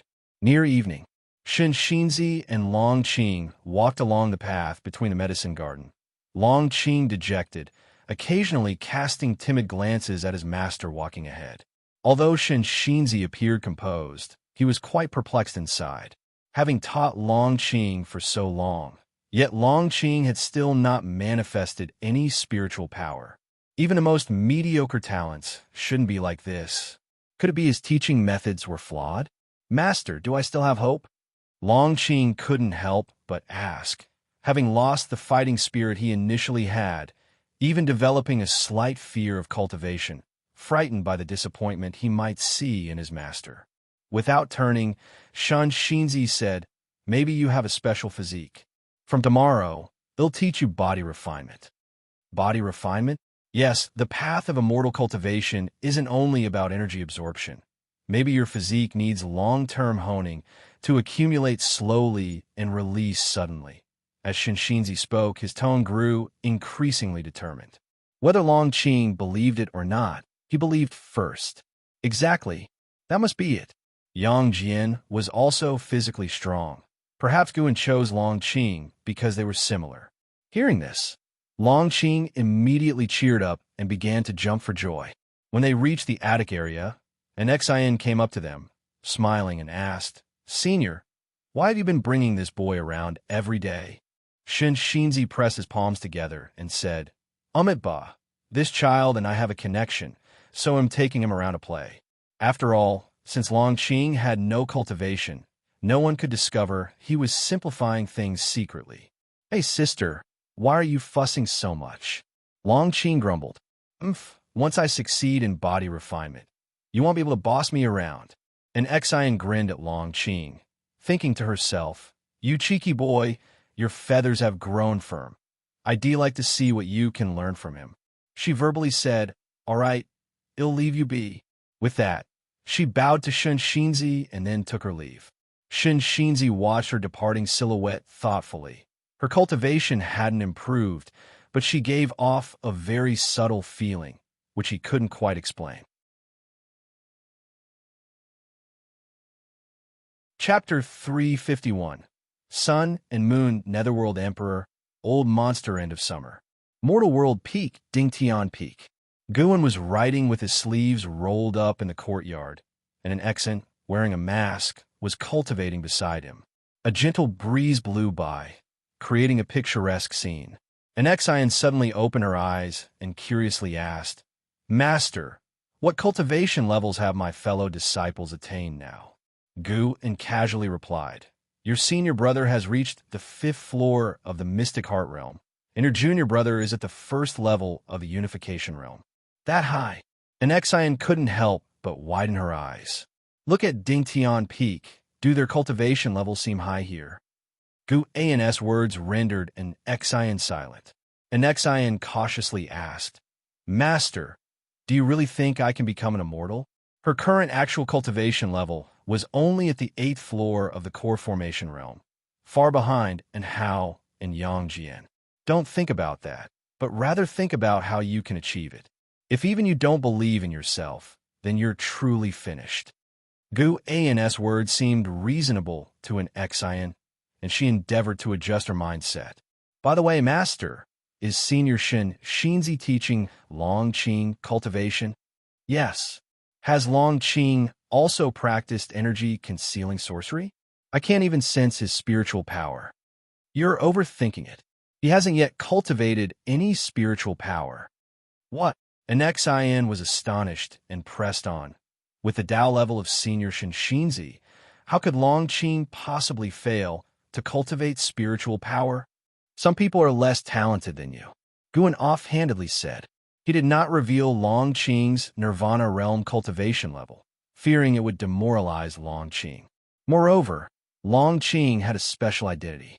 Both the Immortal dynasty and the Holy Court might pursue him, and until Guan was confident he could protect him, he was not prepared to unlock the path of returning primordial spirit within him. After all, Long Qing now had a lifespan of over 10,000 years. It was good to let the young lad first cultivate his Taoist heart, to avoid treading the same path as Long Qing's ancestral great-ancestor Long Zhan. An Xian fell silent, suddenly feeling sorry for Long Qing. Given that lad's character, once he realized his limited talent, he would definitely be deeply affected. Guan didn't say more and concentrated on practicing his calligraphy. An Xian watched him, wanting to speak but hesitating. On reflection, since the master had already shown great kindness in sheltering Long Qing, how could she demand that the master change his fate? Moreover, the master surely had his plans. Realizing this, an Xian composed herself and continued cultivating. 6 years later, the weather was clear, with white clouds adorning the blue sky, each assuming its unique posture. In the mountain woods, 20-year-old Long Qing had fully matured, dressed in tight green clothing, squatting in a horse stance, and continuously punching despite being drenched in sweat. His eyes remained determined, exhaling consistently. His skin was flushed red, emitting steam, and his legs were trembling, ready to collapse at any moment. Shen Xinzi stood beside him, holding a copy of Journey to the West, reading it, and said, "Persist for another ancient hour to activate the medicinal effects." Long Qing gritted his teeth and asked, "Master, my strength has increased quite a bit. How many levels of qi cultivation cultivators can I now defeat?" "You could defeat those at the 3rd level of qi cultivation." "What? Only the 3rd level?" Long Qing showed a look of despair, but Shen Xinzi offered no comfort. After mumbling a few words, Long Qing revitalized his spirits, his eyes regaining their firmness. Shen Xinzi, glancing out of the corner of his eye at the change in Long Qing's demeanor, was privately satisfied. This lad has poor talent, but his temperament is decent. In his view, temperament was even more cultivable than cultivation, so he still held hope for Long Qing. He was teaching Long Qing on a whim and naturally was not in a hurry. Just then, Shen Xinzi suddenly sensed something and abruptly looked up. Elsewhere, Nine-Finger Divine Lord, who was playing chess with Guan, also looked up. Guan looked up, urging, "What are you looking at? Hurry up and make your move." As he spoke, Guan's divine thought also locked on outer heaven. In the starry sky of outer heaven, a vast space rift appeared out of nowhere, hanging right above the great heavenly spirit land, startling the mysterious beings in the sun into opening their eyes. In a moment, there's something going on in outer heaven. "I need to watch for a while," the Nine-Finger Divine Lord said impatiently. Guan looked up, feigning confusion. Under the scrutiny of his divine thought, a figure appeared within the mysterious rift. A man in a black robe, tall and broad-shouldered, with a stern face wearing a long silver jade crown. 2 brightly shining magic artifacts floated behind his head, resembling the sun and the moon, casting light on him, making him seem to radiate a brilliant glow. The moment this person appeared, the surface of the great heavenly spirit land's light layer fluctuated. Upon seeing him, Guan felt apprehensive. Unfortunately, his divine thought could not perform a lifespan detection. The robed man suddenly disappeared. The next second, Guan's divine thought shifted to the Holy Land where the Holy Court was located, Its chief fortune was impacted, gathering there, and he felt strong fighting emanations coming from the direction of the Holy Court. The nine-fingered divine lord followed his gaze towards the direction of the Holy Land, frowning. He stood up and said, "Today counts as a draw. We shall continue another day." With that, he disappeared in thin air. Guin couldn't help muttering, "Always in a rush, but still doesn't forget to hedge his bets. Really an animal." While collecting the chess pieces, he kept an eye towards the direction of the Holy Court. Soon, the chief fortune of the Holy Court reassembled, making it difficult for him to forcefully probe, which piqued his curiosity about what was happening inside the Holy Court. He waited until nightfall. The robed man did not appear, and the Holy Domain remained unusually calm, but Guin saw many great cultivators heading toward the Holy Court like a shower of arrows. Clearly, something had occurred within the Holy Court. In the following days, there was still no activity in the Holy Court, and the space rifts in outer heaven had disappeared, nor was the robed man seen. Guin visited Immortal Seeking Island and Mortal World Peak and couldn't gather any intelligence. But the great cultivators at Mortal World Peak also noticed the activities at the Holy Court. Their numerous speculations left Guin feeling they were absurd. Until a month later, Guin, who was alchemizing inside the building, suddenly sensed something and slightly raised his brow. Why has he come here? Guin did not stand up, cautious not to startle the quarry. A person entered the third Medicine Valley, precisely the robed man who forcefully entered the Holy Court before. His appearance made Guin uneasy. Regardless of whether he was a friend or foe of the Holy Court, his arrival could potentially attract the Holy Court's attention. Guin did not wish to reveal himself. After carefully sensing, Guin's mood slightly eased. The guy's aura was very weak, suppressed to the core formation realm level, completely different from when he stormed the Holy Court, almost like two different people. After hesitating for a moment, Guin stood up and walked downstairs. As he walked down the stairs, he casually looked out, and when his gaze swept over the robed man, he quickly performed a lifespan detection without lingering. Sun and Moon Netherworld Emperor, Divine Thought True Immortal Realm, 8th floor, 15877600000/60000000. Divine Thought True Immortal Realm, 8th floor. Over 15 million years old. A maximum lifespan of 60 million years. Guin was astonished, looking at a true old monster. What is this guy doing in the third Medicine Valley? Is he targeting him? As Guin continued downstairs, he puzzled over this. At that moment, Ji Xiaoyu walked out of her room. She did not look towards Guin, but towards the approaching Sun and Moon Netherworld Emperor. Chapter 352, Yin Yang, Immortal Domain. The Sun and Moon Netherworld Emperor proceeded, glancing around Medicine Valley without much curiosity. Having lived for over 15 million years, nothing much about his surroundings intrigued him. He was merely browsing. He felt Ji Xiaoyu's gaze and couldn't help but turn a look. As their eyes met, a smile appeared on his face. As for Guin behind Ji Xiaoyu, he was ignored. The Sun and Moon Netherworld Emperor quickened his steps and came before Ji Xiaoyu, bowing with his fists. "Your Majesty, it has been a long time." "Your Majesty?" Guin was curious, yet he sighed in relief at the same time. He was here for Ji Xiaoyu. As long as it wasn't for him, it was all right. Ji Xiaoyu nodded slightly. "Let's talk inside the house." She turned to Guin and asked, "Do you want to listen?" Upon hearing this, Guin hurriedly shook his head and then went downstairs, bowing with his fists when he passed by the Sun and Moon Netherworld Emperor. The Sun and Moon Netherworld Emperor just gave him a brief nod. Ji Xiaoyu pouted and then said, "Bring him in too." After speaking, she turned and entered the house. While Guin was walking, the Sun and Moon Netherworld Emperor grabbed his shoulder. "Come in with us," the Emperor said in an undeniable tone. Guin had no choice but to turn around. The two of them entered Ji Xiaoyu's house, one after the other. Following them, the Sun and Moon Netherworld Emperor waved his sleeve, casting a mysterious restriction. Guan sat down on a stool to one side. The Sun and Moon Netherworld Emperors sat down at the table and looked towards Ji Xiaoyu, smiling. Your Majesty, have you remembered? Ji Xiaoyu replied, I have recovered some memories, but not all. Why do you come to find me ahead of time? Guan eyed Ji Xiaoyu, uncertain how much of her memory was restored and how far she was from her true self.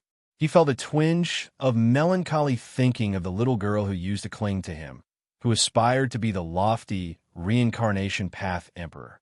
The identity of the Reincarnation Path Emperor involved numerous major destinies. Once she regained her true form, she would certainly not remain in the Third Medicine Valley. The arrival of the Sun and Moon Netherworld Emperor signified that Ji Xiaoyu's departure was imminent. Anyone with a little ability wouldn't stay in Medicine Valley. Guan had seen off many people. Each time, it was somewhat poignant. The Sun and Moon Netherworld Emperor glanced at Guan, then responded, A major change occurred in the Yin-Yang Immortal domain, so I came earlier to find you. I recently retrieved your soul jade from the Holy Court. After saying this, he flipped his right hand, revealing a purple crystal stone glowing with a dim light, floating above his palm. As soon as this purple crystal stone appeared, it burrowed into Ji Xiaoyu's forehead, and she closed her eyes. The Sun and Moon Netherworld Emperor looked again at Guan and asked, Do you know her identity? Guan feigned hesitation. I knew her in a former life. Heard she was once the Reincarnation Path Emperor in one lifetime, but am not clear about what that entails. With so many years lived by the Sun and Moon Netherworld Emperor, Ji Xiaoyu's original age must be even greater. Could the Ji family have such a long history? Could it be that the initial Ji Xiaoyu didn't belong to the Ji family? Then why was she birthed into the Ji family for 2 consecutive lifetimes? What is hidden within the Ji family that fascinates her so? The status of the Reincarnation Path Emperor is even higher than you think. She has lived for over 20 million years, and the current reincarnation cycle is merely her way of gaining experience, said the Sun and Moon Netherworld Emperor calmly. Guan's face drastically changed, his mouth opened, but he couldn't speak. The Sun and Moon Netherworld Emperor smiled. Thinking he had struck a blow, to Gu, and silence fell in the room. After a while, Ji Xiaoyu opened her eyes. The change in her gaze reminded Gu and of the Ji Xiaoyu who once caused a stir in the 7 Stars spirit realm, exuding a cold demeanor. A few moments later, Ji Xiaoyu's gaze and demeanor returned to how they were before. She looked towards the Sun and Moon Netherworld Emperor and asked, Snatching the soul jade from the Holy Court must not have been easy, right? It cost me some injuries, but 10,000 years of recovery should suffice, the Sun and Moon Netherworld Emperor replied. 10,000 years seemed like just a day to him. I don't want to leave just yet, Ji Xiaoyu mused. No worries, no rush, staying a few hundred years is fine. It'll heal my wounds, and those fools in the Holy Court definitely won't guess that I'm still within the great heavenly spirit land. He sized up Gu An's entire karma in a glance, aware of Gu An's age, and felt that given Gu An's Tao level, he wouldn't live past 1,000 years. Once Guan died, Ji Xiaoyu's current cycle of reincarnation should also end, and then he could welcome the real Reincarnation Path Emperor. Guan really wanted to say that they could leave now, but seeing Ji Xiaoyu's expression, he held back. All right, he'll go out for a walk, the Sun and Moon Netherworld Emperor said, standing up and walking towards the door. He did not remove the restriction inside the house. He guessed that Ji Xiaoyu still had many things to reveal to Guan, things that the Immortal Path beings in Medicine Valley should not overhear. After the Sun and Moon Netherworld Emperor closed the door, Ji Xiaoyu sighed. Guan asked, Why such tension? Isn't he one of your people? Those capable of subordinating a divine thought true immortal. The Tao level of the Reincarnation Path Emperor must be incalculable. He respects my past life. I've dreamt of his battles. He is terrifying, maybe even stronger than Sword Venerable Fu Dao. Ji Xiaoyu took a deep breath and answered, Stronger than me? How could that be? I'm a whole minor realm above him, and he can't see through my cultivation level. If I sneak attack, He surely won't be prepared. Such were Gu-n's thoughts, which, of course, were just thoughts. He had no grievances or quarrels with the Sun and Moon Netherworld Emperor, so naturally, he could not make a move. Where is the Yin-Yang Immortal Domain located? Guin curiously asked. Beyond the outer reaches, there is the Silent Destruction Domain, which surrounds the great heavenly spirit land, and he always suspected that beyond the Silent Destruction Domain lay more vast worlds. Dark great heaven and earth, divine origin great heaven and earth, primordial great heaven and earth. Now having heard of the Yin-Yang Immortal Domain, Guin grew increasingly curious about the outer reaches. How high is the pinnacle of the immortal path? The Yin-Yang Immortal Domain is very far from here, and one must traverse a region rife with demons. It's extremely dangerous. I've dreamt that it took me many years of battle to arrive here.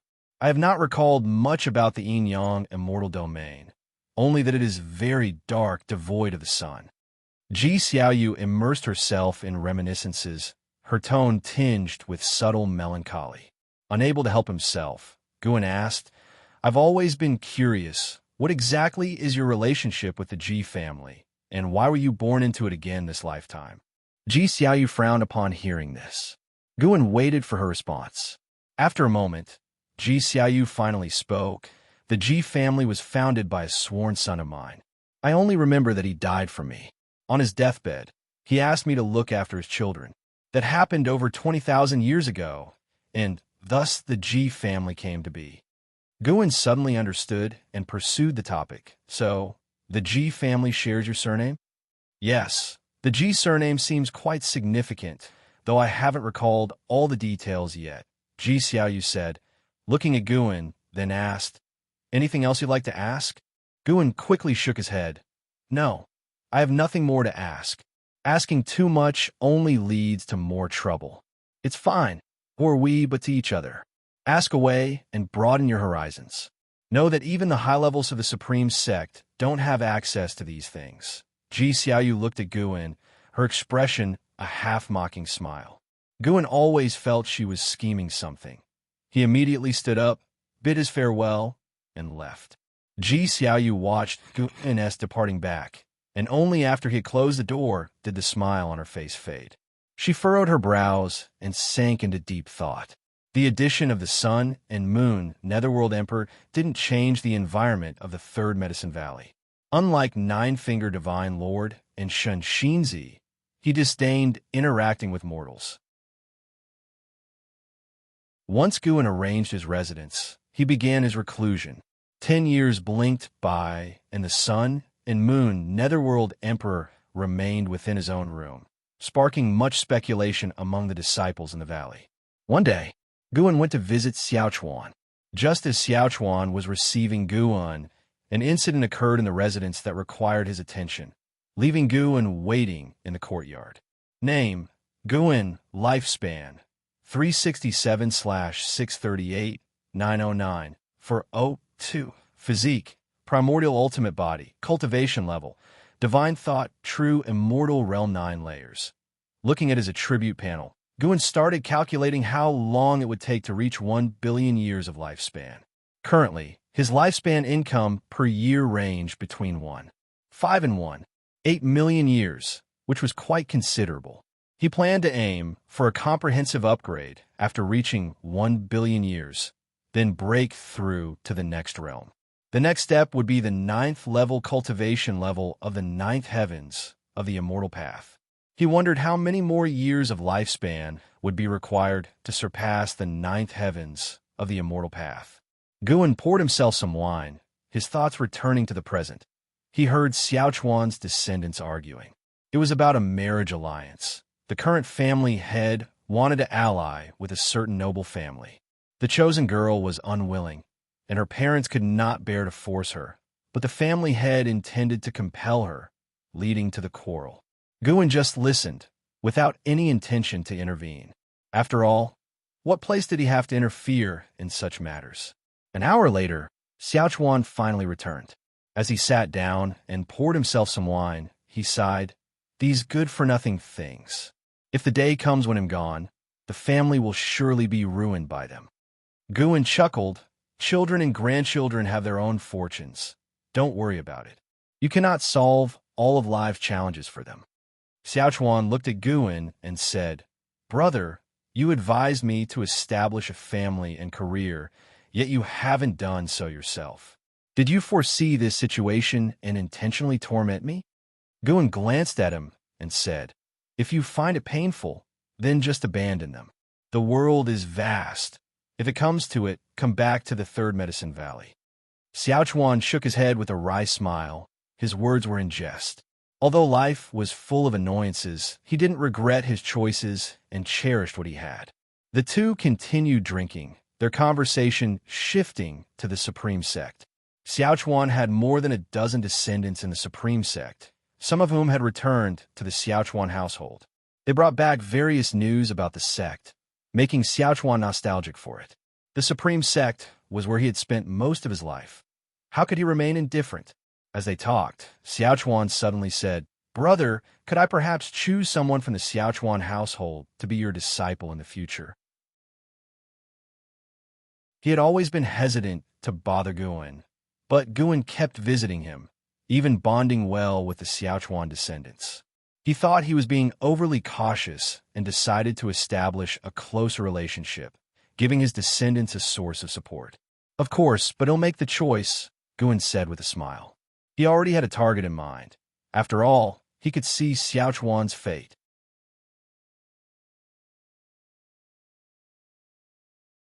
Chapter 353, Earth-Shattering, Immortal Dynasty Banquet.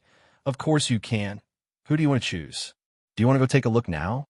Xiaochuan readily agreed, even rising to his feet. Guan hurriedly said, Don't rush, not now. Xiaochuan replied, Just to take a look, what if someone catches your eye right now? No rush. The disciple I want to take in hasn't been born yet. Guan waved his hand, and every time he expounded the Tao to Xiaochuan, Xiaochuan's fate kept changing, which also caused the fate of the Xiaochuan residents to change. I see. Xiaochuan sat back down, thoughtfully. In recent years, he often entered a mysterious state, and in that state, his cultivation perplexities that he couldn't figure out would be easily resolved, giving him a feeling of enlightenment. Now that he thought about it, could it have something to do with his senior brother? He was so ordinary. His only blessing was his senior brother. If not for his senior brother's primordial reincarnation skill, he might already have been buried in the ground. Guan began to talk about significant events in the immortal cultivation world, quickly drawing Xiaochuan's interest. It wasn't until nightfall that Guan left. He headed to the 8 scenic caves, prepared to spend the night alone. He lay under the green vine tree, his divine thought piercing through the mountains, spying beyond the heavens. Ever since the Sun and Moon Netherworld Emperor had suddenly descended, the Holy Court had dispatched a bunch of great cultivators to patrol the outer realms. These individuals, with their cultivation levels at the very least in the heaven and earth flying immortal realm, also made the traversing heaven and earth flying immortals feel nervous. The news of the Sun and Moon Netherworld Emperor's attack on the Holy Court also spread, and no one knew what had exactly happened. Nonetheless, someone being able to burst into the Holy Court was enough to shock all sects in the world. Guan could feel a tense atmosphere pervading the great heaven and earth, but what it was specifically due to, he could not say for sure. Anyway, as his divine thoughts swept across, the world was still peaceful. It's worth mentioning, after the Heaven Sect's leader passed away, Yang Jian returned to the Holy Court. How he is faring now is unknown. Without the great Nether Saint King, Yang Jian should be able to regain his identity as the Holy King. Guan was curious. How does a reincarnated being like him recover his previous cultivation? Does it involve recultivating? Currently, it seems Ji Xiaoyu doesn't need to recultivate. The primordial Taoist talisman contains vast mana and can restore her to her peak state at any time. Thinking this, Guan considered experiencing lifespan samsara once more, but he held back. He couldn't keep wasting his lifespan. He needed to gather 1 billion years of lifespan as soon as possible and then make a breakthrough. 2 divine immortals of wondrous dharma had already appeared, making him feel uneasy just thinking about it. He must be the highest realm in his environment. Otherwise, he felt no sense of security. 1 billion years, he thought. I need to step it up. Having decided to sprint towards 1 billion years of lifespan, Gwyn began to keep busy. He used Immortal Seeking Island to collect more high-rank medical herbs and expanded the medicinal herb production at Dingtian Peak. The holy salary from the Holy Court had also been delivered by a heaven and earth flying immortal, who handed it over to Gwyn, incarnated as Sword Venerable Fudao at the edge of the continent. It's undeniable that the benefits of a third-grade heavenly position were terrifying.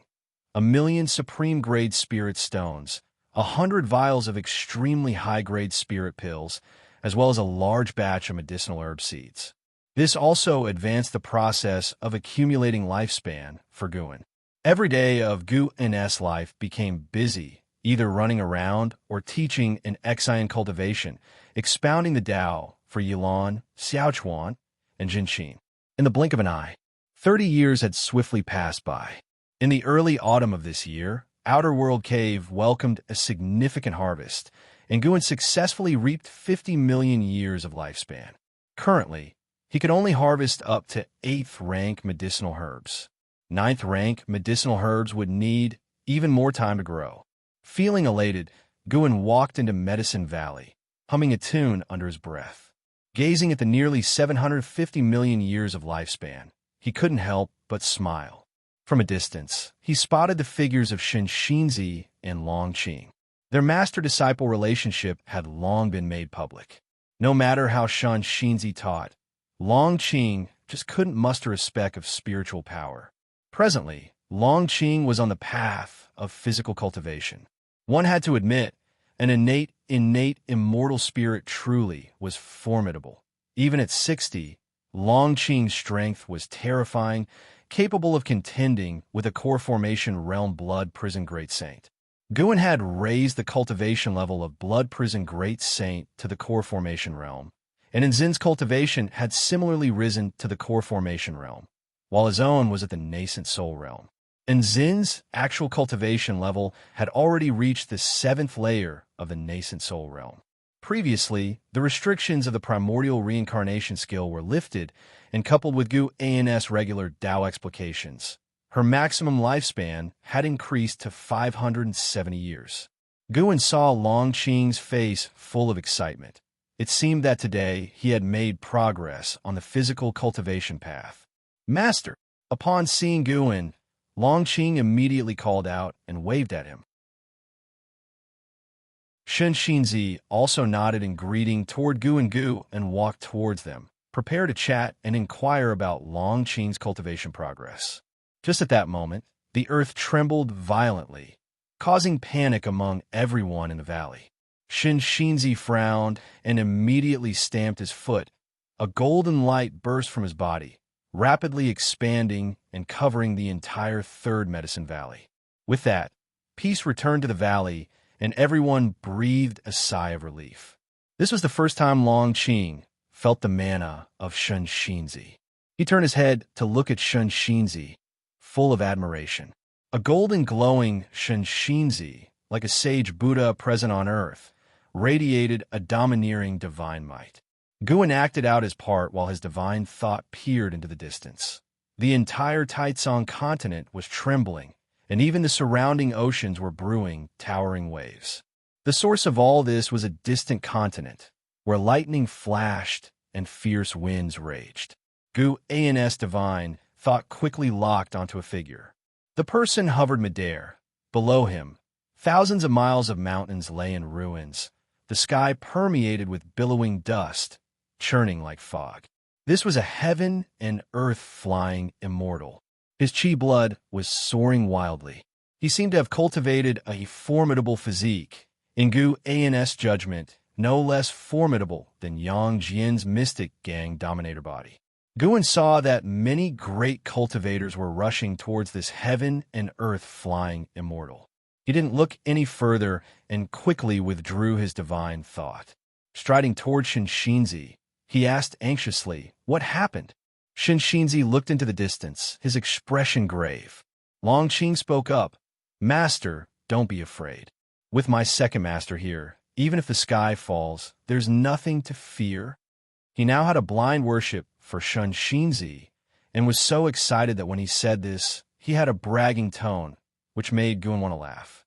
Guin showed a smile, a look of relief on his face, then inquired about Longqing's cultivation progress. Once the topic turned to this, Longqing immediately became energized, claiming that he had just mastered a powerful fist technique that could punch and shatter a 30-foot-high hill. Shunshinzi didn't pay attention to the master and disciple. He vanished into thin air. Elsewhere, Ji Xiaoyu stepped out of her house, looking towards the horizon. A defying blood treasure body, a rare sight indeed. The great heavenly spirit land, sure, still holds its roots deep. Perhaps when the day comes for the holy court to fall, this land may soar instead. The sun and moon netherworld emperor appeared beside Ji Xiaoyu, chuckling teasingly. Ji Xiaoyu turned her head to look at him and asked, "The holy court is so strong. How could it possibly fall?" The sun and moon netherworld emperor, arms crossed in front of his chest, replied with a closed-eye smile. "That's not a given. The most powerful forces also have their times of demise. The Holy Court has existed for too long and is approaching its calamity. This is also one of the reasons for Shengshen's reincarnations." Without waiting for a reply, Ji Xiaoyu glanced at the distant figure of Gu and then asked, "Can you predict when the Holy Court's calamity will come?" "That I cannot do. The secrets of heaven must not be revealed. Though my cultivation is high, I still stand no different than mortal spirits when facing the heavenly Tao," said the sun and moon netherworld emperor with a shake of his head. "Wait and see. A good show is about to begin soon." As soon as the sun and moon netherworld emperor finished speaking, he vanished from the spot. Ji Xiaoyu's brows furrowed. She did not believe in any good show. The good show the sun and moon netherworld emperor spoke of was surely some kind of catastrophe involving the holy court, definitely no trivial matter. An ancient hour later, the trembling of the Taizong continent finally stopped. The shaking had caused many commoners to lose homes and lives, and even the creatures within the forest were affected. All the major sects were sending disciples down the mountain to save the distressed. This had nothing to do with Guin. If an enemy that common beings couldn't withstand attacked the continent, he might still lend a hand, but he wouldn't intervene in disasters akin to natural calamities. Intervening too much would only lead to expectations, and if Guin chose not to intervene in the future, it would be seen as wrongdoing. He couldn't let the common beings believe that he was obligated to protect everything. In the lives of mortals, calamities are unavoidable, and their magnitude varies. By evening, Guin saw the heaven and earth flying immortal do battle with the great cultivators of various sects, even startling the main city of the Broken Sea domain and forcing the carefree primordial immortal to take action. This individual's physique was indeed strong. Even besieged by a group of heaven and earth flying immortals, he held his ground until the divine immortal of wondrous Dharma intervened, at which point he was subdued. Captured by the holy court, his fate was uncertain. Guin didn't pay it much mind. Beings that shook heaven and earth popped up from time to time in this world. It's just that in the past, the Broken Sea domain was too far away to be affected. As years passed by, another 5 years went by. On Mortal World Peak, Dingtian Peak. Within the courtyard, Guin listened to Zhu Xinglin's report while an Xian cultivated at his side.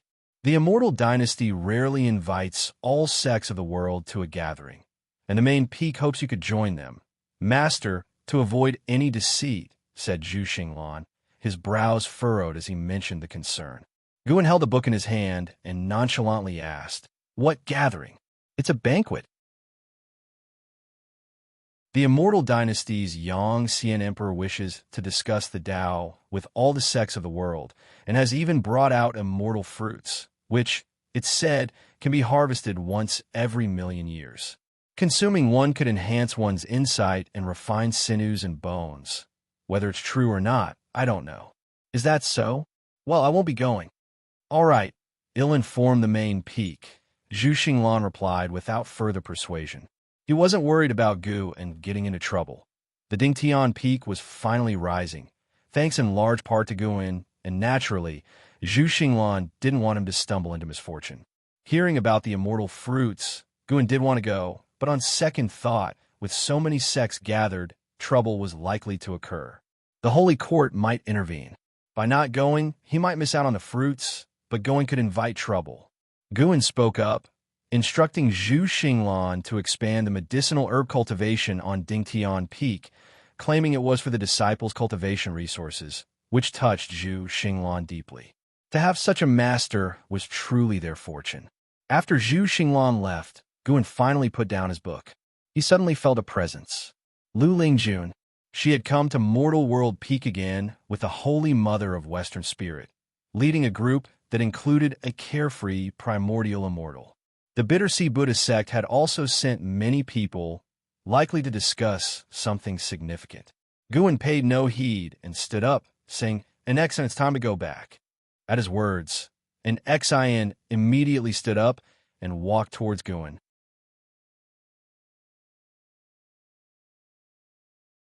Chapter 354 The True Immortal. The next morning, Guin rode the Blood Prison Great Saint to the Outer Gate City, having not visited for several months.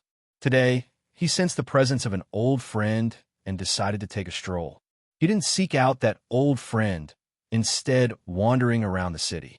Nowadays, more and more people greeted him as he walked, and he couldn't help but wonder if, in 1,000 years, the Supreme Sect would be filled with his disciples. TSK, and who knows how many more years he would need to become a Supreme Elder. The Blood Prison Great Saint, having reached the core formation realm, was even more imposing, standing 2 meters tall with its blood-red fur fluttering as they walked, causing disciples along the way to frequently look back.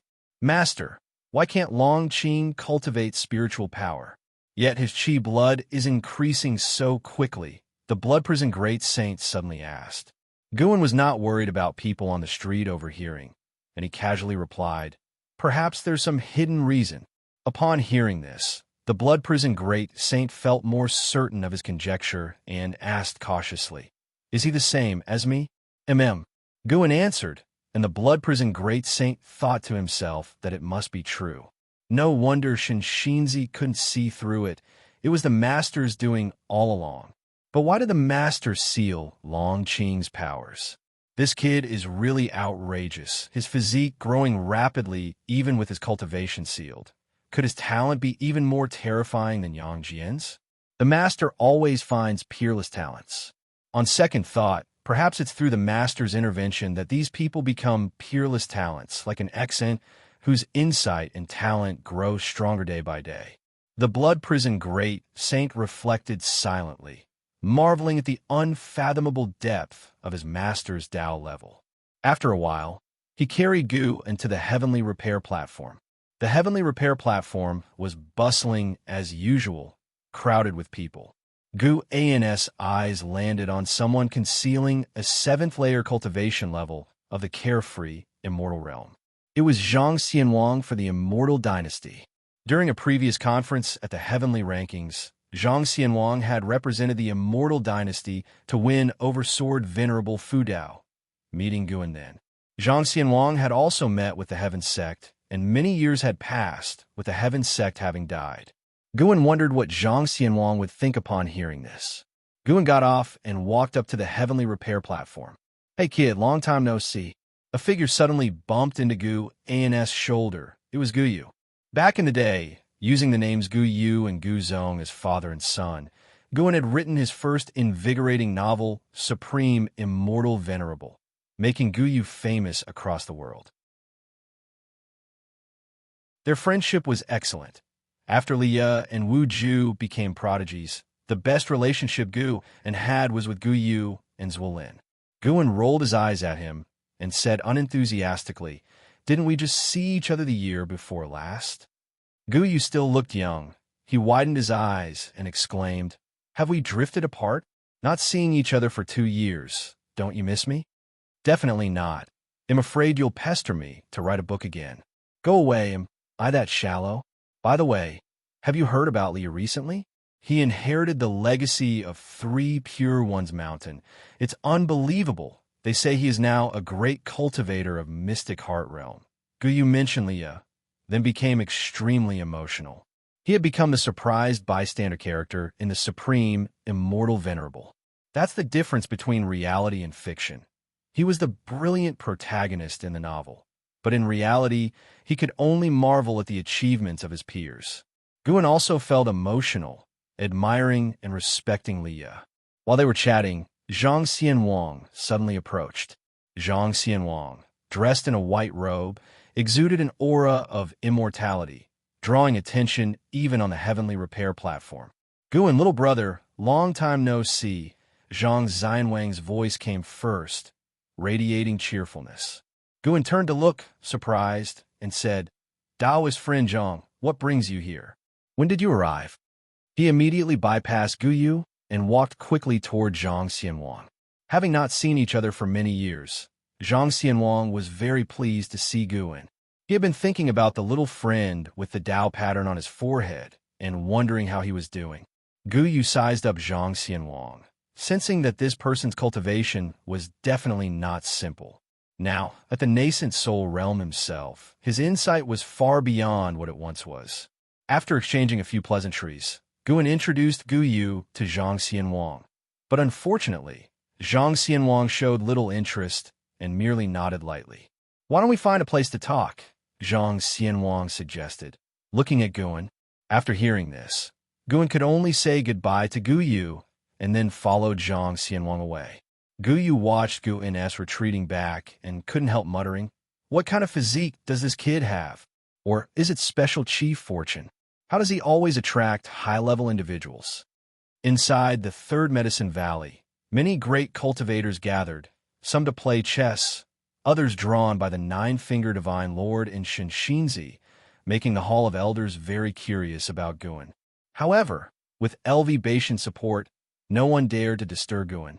After a while, Guan followed Zhang Xianwang to an inn, choosing a window-side seat on the third floor, where they were the only diners at that moment.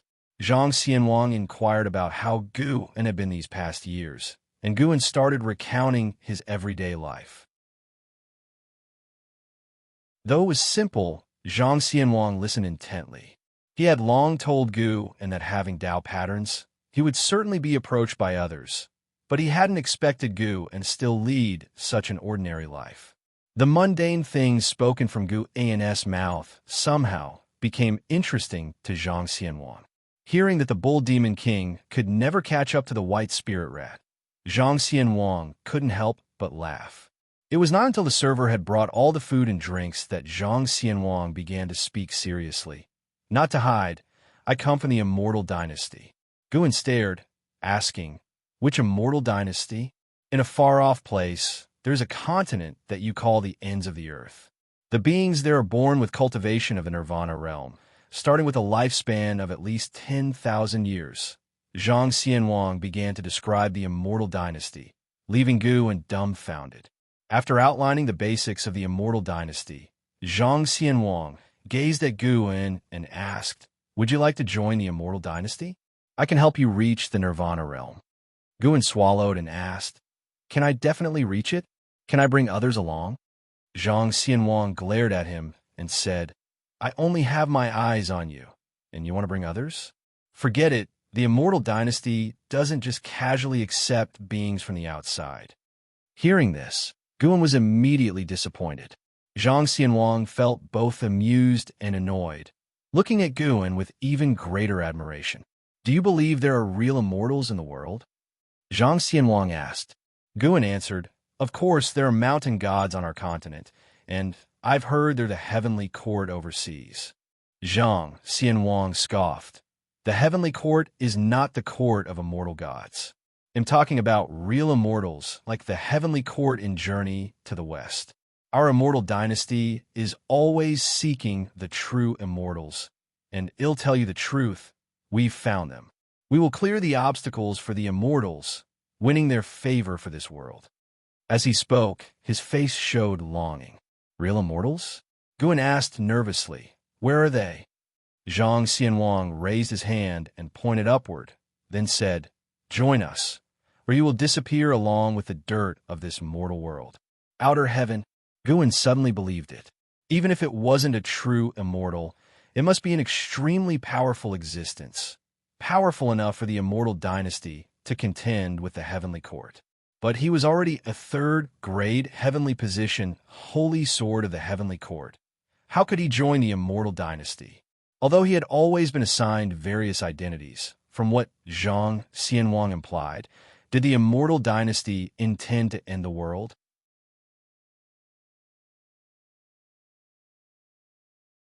Chapter 355. The Power of Destiny, Seeing Gu and Remain Silent.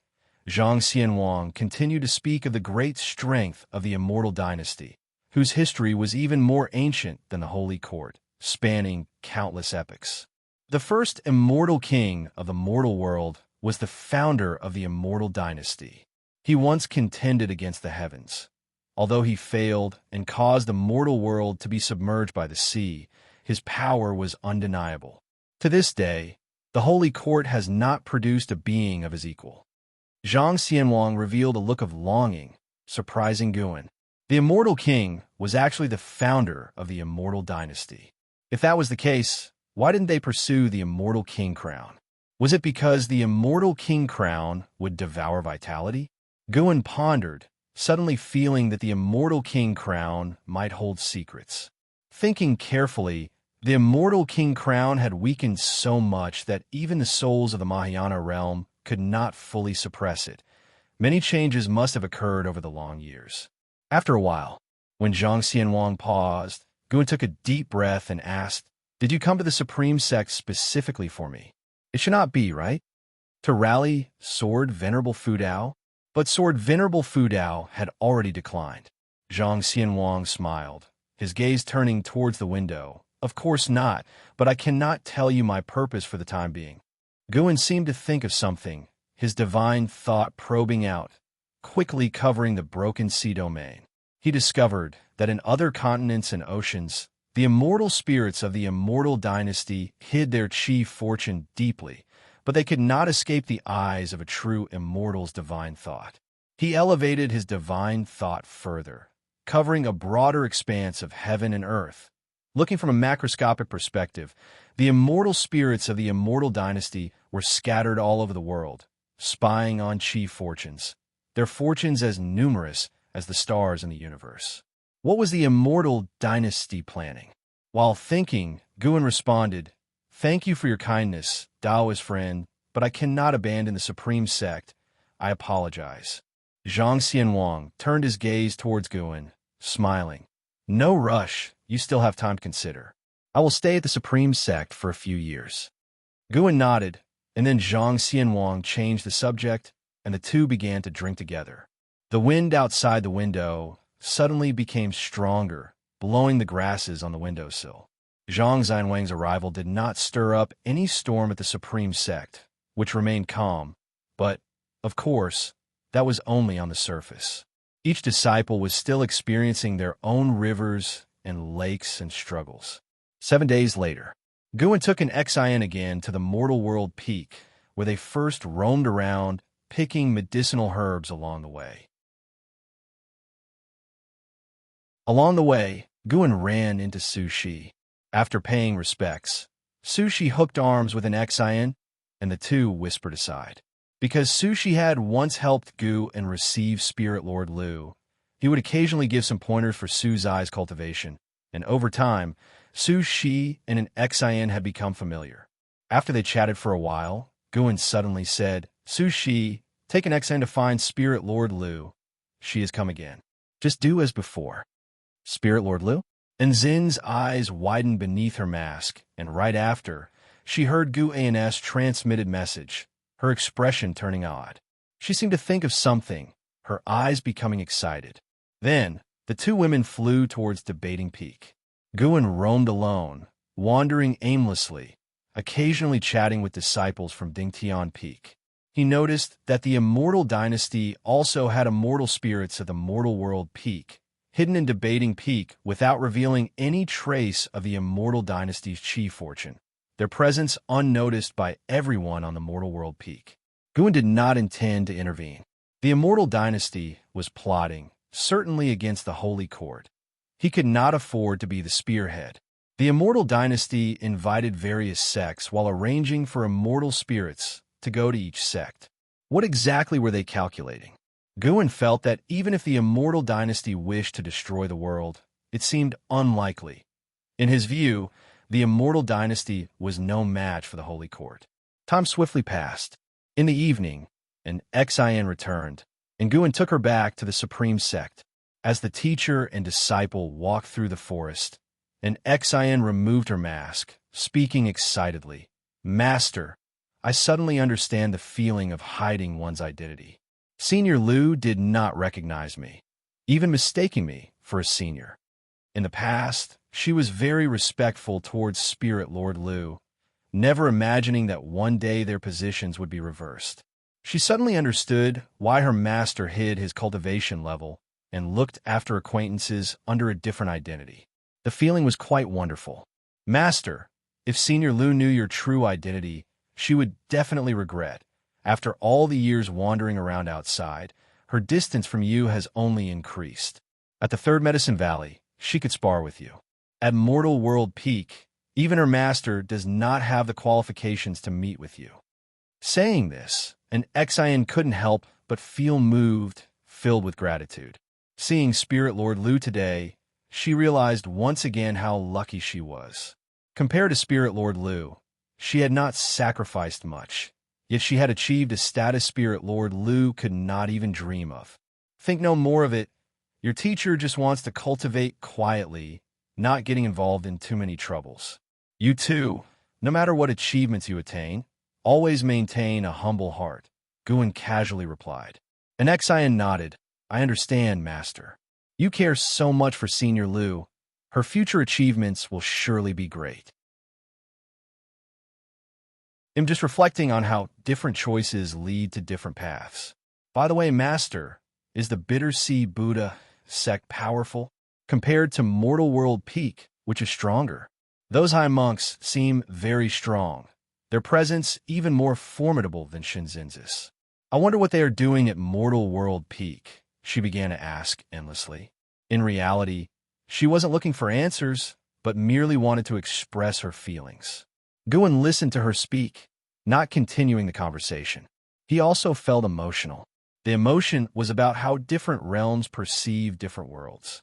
Spirit Lord Liu was pursuing her path of immortal cultivation, and Xian was carefree under his protection, each living their own life. But how could they know that a catastrophe was about to unfold across the world?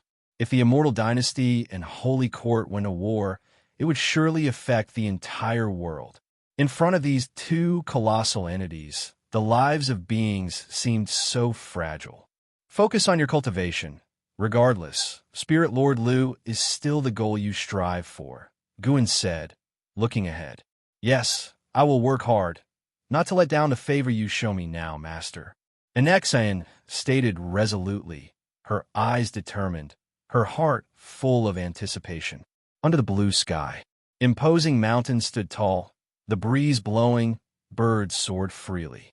And Hao, dressed in blue and white, stood halfway up the mountain, his head tilted upward, observing a figure at the summit. The figure was tall, his entire body emitting a red glow. Looking closely, flames surged within the red glow. This man, wrapped in flames, had an imposing bearing and an indifferent expression. His luxurious clothing gave off an otherworldly vibe. He looked down at Hao, saying, "Innate immense chi fortune. Your life grid emits an imperial aura. Join the Immortal Dynasty. You have a destiny with us." And Hao squinted, responding, "The Immortal Dynasty?" Claiming to be immortal, quite arrogant. He twisted his neck as flames rose on his body. The flame primordial treasure body. His aura soared, causing the mountain beneath him to shatter, dust rising like smoke, rocks flying chaotically. Seeing this, the man at the summit smiled, appreciation shining in his eyes. "You seem yet to uncover your true physique," the man in the red glow spoke. "What do you mean?" And Hao asked, sensing no hostility from the other. he did not rush to attack. If you can cultivate the flame primordial treasure body, it means your innate physique is incredibly strong. You possess a physique surpassing the ancient treasure body. Unfortunately, no one has helped you uncover this point. Join the Immortal Dynasty. With such chi fortune, you are naturally the darling of heaven and earth. Only the Immortal Dynasty can help you grow better. The Red Glow Man paused, then continued. In the Immortal Dynasty, our citizens are born in the Nirvana realm. Our emperor has reached the 8th realm of the Immortal Path. Don't you want to know why your talent is so strong? Perhaps you were born an immortal spirit. Why not join us in pursuing the true immortal? And Hao listened, his expression changing. Born in the Nirvana realm, the 8th realm of the Immortal Path? And Hao, having adventured across the seas for many years, was encountering such a powerful force for the first time. He became interested in the Immortal Dynasty, yet he did not easily believe the other's words. If the Immortal Dynasty is indeed so powerful, I indeed could join. But before that, you must first defeat me. And Hao leaped up, flying to the sky, his flames intensifying, as if a bright sun had suddenly appeared in the sky, illuminating the land. The Red Glow Man looked up, a smile on his face. He spoke. Then are you ready to face the divine immortal of wondrous Dharma? Divine immortal of wondrous Dharma? And Hao instinctively frowned, his expression suddenly changing. As the year drew to a close, Guan was discussing paintings with Shun Zhan in his house. As they chatted, he suddenly lost interest, feigning attention to Shun Zhan while using his divine thought to explore what his old acquaintances were doing. Liu was still at 3 Pure Ones Mountain, seeking path enlightenment, cultivating some divine skill. Jiang Xiong was negotiating tensely with senior members of other sections. Wu Ju was training in Demon Land, accompanied by a woman. Guan caught them being intimate, startling him enough to quickly move his divine thought away. Broad daylight, with grass as their mat. Unexpectedly bold. Guan remarked internally, then looked towards others. Yilan and Jinqin were investigating a mysterious case regarding a subsect, quite troubled. Hold on, where was Hao? Guan immediately pursued Hao's chi, finding that the young man had already left the Broken Sea domain, flying towards the ends of the earth. And Hao was accompanied by the divine immortal of wondrous Dharma. An immortal spirit from the Immortal Dynasty? Guan eavesdropped on their conversation, soon learning that Hao intended to join the Immortal Dynasty. He suddenly felt the power of destiny. Yang Jian went to the Holy Court, and Hao to the Immortal Dynasty. The two had previously agreed to spar at the Heavenly List Convention. Could it really be that when they meet, it would be on the battlefield? Guan merely contemplated not stopping Hao. Though he felt the Immortal Dynasty had slim chances, since the dynasty had existed for so many years, it certainly had some depth. If Hao were unwilling, he would have called out for his teacher in his mind. After a while, Guan withdrew his divine thought. Recently, when painting, I thought of a scene I want to capture, yet I fear it might provoke heavenly wrath. Should I paint it? Shunjin suddenly asked. Guan shook his head. Don't paint it, just tell me. Shunjin inhaled deeply, his voice mysterious. I envisioned a scene with 2 figures confronting each other. One like the brilliant sun, the other sovereign of all under heaven.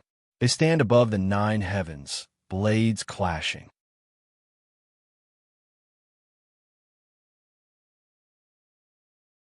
Chapter 356. Yuan Su, the immortal ancestor, initiates reincarnation hearing Shun Zhan's words. Gu Anna laughed and asked, What do you think it is? A prophecy? Shun Zhan rolled her eyes at him, saying, It just popped into my mind out of nowhere. That vision was so shocking that I still get goosebumps thinking about it. Whether it's a prophecy or not, I'm not sure. If you think of anything else in the future, keep me updated. Guan continued with a smile. I'm quite curious about what will happen to the 2 figures you spoke of. Guan thought of Hao and Yang Jian. However, their cultivation levels weren't that high yet. To reach full maturity, who knows how many years it would take. Could it be the ruler of the Immortal dynasty, Yang Xian Emperor and Sheng Tian? That's not right either. Where could Shun Zhan's Tao level reach to predict the confrontation of the 8th or 9th heavens of Immortal Path? Shun Zhan nodded, suddenly getting excited. Guan, do you think I could be the reincarnation of an immortal? I'm so unique. Nowhere in the world is there a second person who can achieve path enlightenment through writing and painting, and I can even foresee visions that seem to hint at the secrets of heaven. The more she spoke, the more excited she became, her eyes shining. By the end, she even stood up, hitting the table with her hand. She looked down at Guan, who was still seated, and asked eagerly, Guan, do you think I can be considered the protagonist in your novel? Guan's face twitched as he asked, Are you trying to be awkward? Shunjin often heard him use some baffling terms, but now she understood his meaning. Shooting Guan a glare, she sat back down and drifted into wild flights of fancy, a dazed smile on her face. Guan couldn't be bothered to respond again. He picked up his writing brush and started writing. Nowadays, he spent most of his time on medicinal herbs. Having some rare leisure, he was ready to write a book just for fun. Perhaps in the future, he could release the other 3 of the 4 great classics, rewritten as immortal cultivation versions. Zhang Fei's roar at Changban Slope, scaring to death 1,000,000 heavenly demons. Lu Zhishan uprooting the world tree. Wu Song fighting the demon emperor. Lin Dai's tears, a downpour of bitter rain across the heavens. The thought was exhilarating. Gu Anil laughed, a touch of melancholy inevitably rising in his heart. Where on earth could his previous life be? In this life, he had no parents, no family, leaving his heart forever empty, with a feeling of not knowing where he came from. Perhaps it was because of this loneliness that he cherished every person close to him so dearly. For a time, the room fell into silence, with both people lost in their own thoughts.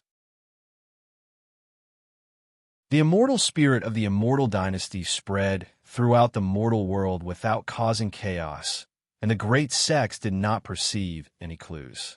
Just like that, another 10 years passed. In the summer of that year, at 412 years old, Guan had just returned from Tianya Valley. He sat down on a chair and stretched lazily. He was about to take out Green Hero Travelogue when he felt something and had to pick up the Ray Formation record to flip through. Before long, there were hurried footsteps outside the door. The door was pushed open and Yu Ying rushed in. She came to the table, slammed a book down on it, and glared at Guan with unrestrained anger. How could you dare to write the Prime Minister's death? 9 years earlier, Guan published Romance of the 3 Kingdoms, set against an immortal cultivation backdrop. Heroes, scholars, and warriors were all cultivators. It swept through the immortal cultivation world in just a few months after its release. Panin, long silent, rose to fame with his new writing, and the influence of Romance of the 3 Kingdoms continued to expand, having spread overseas. The Taoyuan Oath of Brotherhood became a beautiful tale in the world, and the immortal cultivation world even started a trend of sworn brotherhood. The tales of the demon god Lu Bu fighting 3 great immortals of Lu Guanzhong at Tiger Prison Pass also spread far and wide. To this day, the Supreme Sect released the latest volume of Romance of the 3 Kingdoms, with the Prime Minister of the Shu immortal country, Zhuge Liang, dying due to the failure of the 7-star lamp. Yu Ying had been so saddened reading this volume at the book collection hall, as the deaths of Lu Guanzhong had already grieved her. Now Zhuge Liang's death made her lose interest in Romance of the 3 Kingdoms entirely, and she wanted to hammer Guan in frustration. Guan responded helplessly, There are always regrets, aren't there? Whether an early or late death, it's all death in the end. It's not the same. He's Zhuge Liang, capable of divination and fortune-telling, able to use the power of heaven and earth to set up the 8 trigrams array. With a wave of his feather fan, he could even summon an east wind that sweeps across the great thousand world. Yu Ying grew more agitated as she spoke, unable to resist the urge to circle around the table and lay hands on Gu, and quickly stood up, trying to evade her claws. As they scuffled playfully, Guan was scared downstairs. Not far downstairs, Guyu and Zwolin also arrived in a rush. Seeing their angry faces, Guin muttered to himself that this was no good and hastened into Ji Xiaoyu's room. Ji Xiaoyu's reputation as a prodigy had spread, and with the Ji family support behind her, Yu Yingying, Guyu, and Zwolin dared not recklessly burst in. Inside the room, Ji Xiaoyu sat cross-legged on the bed in meditation, looking curiously at Guin. What zhuge. You've written another book? She often cultivated in seclusion and had no time to read books. Guin didn't mind that she eavesdropped, saying with resignation, "Yes, I wrote a book. How can people trouble the author over the content of the book? Ridiculous. Can I take a look?" Ji Xiaoyu showed an interest, immediately getting off the bed. Guin nodded and approached the desk. With a wave of his right hand, stacks of books piled up on the table. Ji Xiaoyu sat down and began to flip through them. Guin paced around the room, which was filled with a faint fragrance. Following the scent, his gaze landed on Ji Xiaoyu's bed, where he saw a red kerchief. The fragrance emanated from this kerchief. This was actually an Immortal Path's supreme treasure. Had Guin not explored it with his divine thought, he wouldn't have sensed it. Where did this Immortal Path's supreme treasure come from? Guin felt that the restriction within the kerchief bore a resemblance to Ji Xiaoyu, and it didn't seem like it was a result of a latter recognition of a master. Could it be that this supreme treasure was refined by Ji Xiaoyu in her past life? In that case, Ji Xiaoyu's past life must have been at least at the level of the 9 heavens of Immortal Path. That made sense. Without such a cultivation level, how could she make the Sun and Moon Netherworld Emperor of the 8th floor of divine thought, true, immortal realm, obey her every command? Now, the Sun and Moon Netherworld Emperor still resided within the 3rd Medicine Valley, seldom leaving. Once Yu Yingying and the others dispersed, Guin planned to leave. Ji Xiaoyu had already been captivated by romance of the 3 kingdoms and did not hold Guin back. After leaving the room, Guin didn't go upstairs but rode the Blood Prison Great Saint to inspect Medicine Valley. An Xin was absorbing qi and cultivating below the mystic pure tree. Longqing and Shun Xinzi were refining their bodies in the forest, and the other disciples were also busy with their tasks. Looking around, the entire Medicine Valley thrived, satisfying Guin. Not long after the Blood Prison Great Saint had walked away, a vast aura enveloped the entire great heavenly spirit land. Guin looked up and saw a figure appear above the great heavenly spirit land, located just beneath the light layer of outer heaven, yet within the confines of the sky of the great heavenly spirit land. A divine thought, true, immortal. I am Yuanshu, celestial ancestor from the Immortal Dynasty, facing the end of my life. I wish to descend a grand vow for all beings with my 30 million years of Tao cultivation.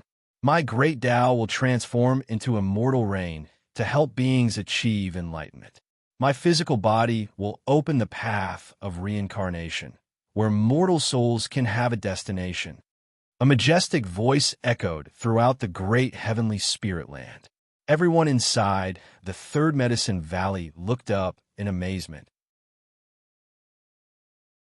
Following that, Guin saw Yinshu, celestial ancestor, spread his arms wide, bursting with bright light, instantly overshadowing the luminance of the 7 suns outside heaven.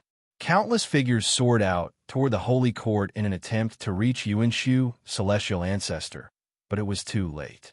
Looking up, Guin saw the brilliant light in the sky overpower all else, drowning both him and the Blood Prison Great Saint beneath.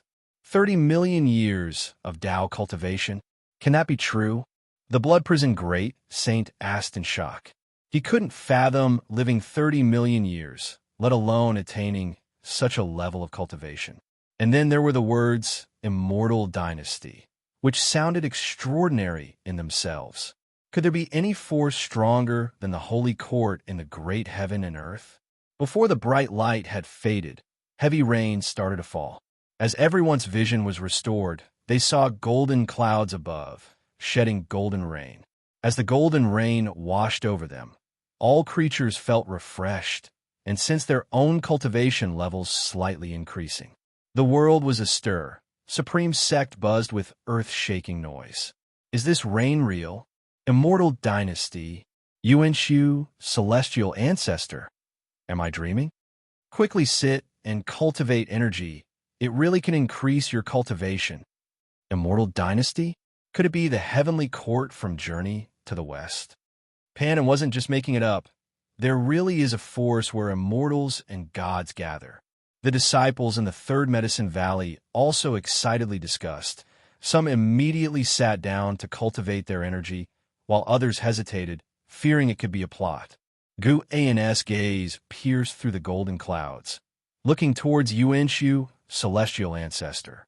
In that dazzling light, Yuanshu, Celestial Ancestor's body exploded and, following that, transformed into a stream of air, swirling into a vortex that gradually solidified. Indistinctly, Guin felt a certain rule of heaven and earth moving closer to that vortex. This rule was connected to the soul, prompting him to think of two words: reincarnation. To think there was a divine thought, true, immortal, who would sacrifice himself to open the path of reincarnation. Even in the reincarnation evolution, Guin had not seen such an event. After this event, the name of Immortal Dynasty became renowned throughout the world, informing all beings of their existence, and moreover, ensuring they would remember their favor. Should the Holy Court attack the Immortal Dynasty now, it might shake their image in the hearts of all beings. Guin raised his right hand to feel the golden rain. Suddenly, he saw Zhang Xianwang soaring into the sky, flying to the airspace of the Taitsong continent. Hovering in the air, Zhang Xianwang began to expound the Tao. At the sound of his celestial voice, everywhere on the continent, regardless of what people were doing, all stopped in their tracks, immersed in a mystical state. It wasn't only the Taitsong continent. Guin saw immortals spread throughout the world beginning to expound the Tao, which also alarmed the main cities of the Holy Court in every domain. The great cultivators of Holy Court rapidly surrounded those expounding immortals, but no one dared to act rashly. As the thoughts of the masses were linked by the sound of the immortal's voice, the immortals need only a thought to implant voices and images into the minds of all beings. The blood prison great Saint beneath Guin also entered a path enlightenment state, lying down unconsciously. There's even this kind of method, Guin mused inwardly. He stayed on the back of the beast, pretending to be in a state of enlightenment with a vacant look in his eyes. The sun and moon Netherworld Emperor walked out from inside the house, looking towards Zhang Xianwang with a slight frown. The Immortal Dynasty, to think they would sacrifice a divine thought, true immortal. The sun and moon Netherworld Emperor was also stunned by the magnanimity of Yuanshu, Celestial Ancestor. Having lived more than 15 million years himself, he had never seen such an event. Regardless of whatever Yuanshu Celestial Ancestor's ulterior motives might be, this act truly benefited the masses. Copious golden rain fell through, penetrating rooftops and mountains. No matter where one was, every being could receive the blessings of the golden rain and hear the expounding voice of the immortals.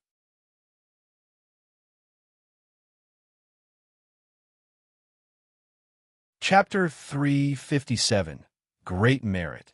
Decree from an immortal Lord golden rain that enveloped the whole world persisted for an entire ancient hour before it ceased and all creatures awakened. Meng Lang's divine thoughts swept across the area and discovered that the Supreme Sect's disciples' cultivation levels had all increased. However, the extent of growth varied, possibly relating to their innate talents. The one with the most significant increase in cultivation had merely broken through a minor realm, not enough to trigger a breakthrough in a major realm. He patted the groggy blood prison great saint, then turned and walked toward the loft buildings. Along the way, he continually cast lifespan detection towards his disciples and found that after the baptism of the golden rain, their maximum lifespans had increased as well, some by only a year or two, others by several decades, though he saw no one whose lifespan increased by more than a century. Even without anyone gaining a century of lifespan, it was still remarkable considering the communal spirit of great heavenly spirit land were countless in number. What an immense act of merit! Meng Lang couldn't help but admire the Tao void mysterious immortal, while simultaneously puzzled about how he managed to achieve this. Meng Lang directed his divine thoughts towards the immortal dynasty and felt its chi fortune plummet dangerously. Could it be that the Tao void mysterious immortal had managed to accomplish this by borrowing the immortal dynasty's chi fortune? Wouldn't such an act leave them vulnerable to the holy court taking advantage? Meng Lang was secretly astonished. Soon after, he felt the chi fortune of the immortal dynasty surge enormously, surpassing its previous levels in a very short time. Light from outer heaven followed, showering down golden radiance upon the immortal dynasty, forming a massive and magnificent rainbow in the sky. Meng Lang could sense a particular force within that golden radiance. It was like the heaven and earth rules, yet there was something unique about it. It felt more like chi fortune. Chi fortune is utterly mysterious.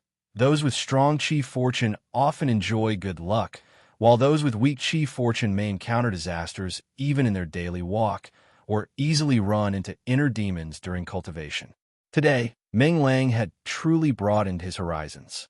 Even as a divine thought true immortal, he could not see through the techniques displayed by Tao void mysterious immortal, who had lived for 30 million years. What a pity that such a person had perished, for Meng Lang lost the chance to make his acquaintance. Master, what just happened? I only remember Tao void mysterious immortal's words, and then it seemed I fell asleep. Blood Prison Great Saint caught up and anxiously asked. You just need to know that this was indeed a blessing. Meng Lang replied. Blood Prison Great Saint understood that his master did not wish to elaborate further. With his master's Tao level, he surely knew what was going on. He committed the names Immortal Dynasty and Tao Void Mysterious Immortal to memory. When Meng Lang arrived in front of the lofts, the disciples who were inside walked out one by one, gathering together to discuss the recent event. Shun Xinzi and a few great cultivators were surrounded by the others, but unfortunately, they were also unclear about what had actually taken place. Long Qing was shouting excitedly, causing Meng Lang to shake his head and smile wryly. This indeed was a massive opportunity. The Heavenly Tao has noticed it and will surely boost the Immortal Dynasty's chi fortune. When that happens, the immortal spirits of the Immortal Dynasty will find it easier to comprehend the nature of heaven and earth during their cultivation. The Immortal Dynasty is quite extraordinary and is full of ambition. Ji Xiaoyu approached Meng Lang and murmured thoughtfully. Meng Lang, driven by curiosity, asked, then in your opinion, wouldn't the Immortal Dynasty become stronger than the Holy Court? Does the Holy Court have anyone who can achieve such a feat?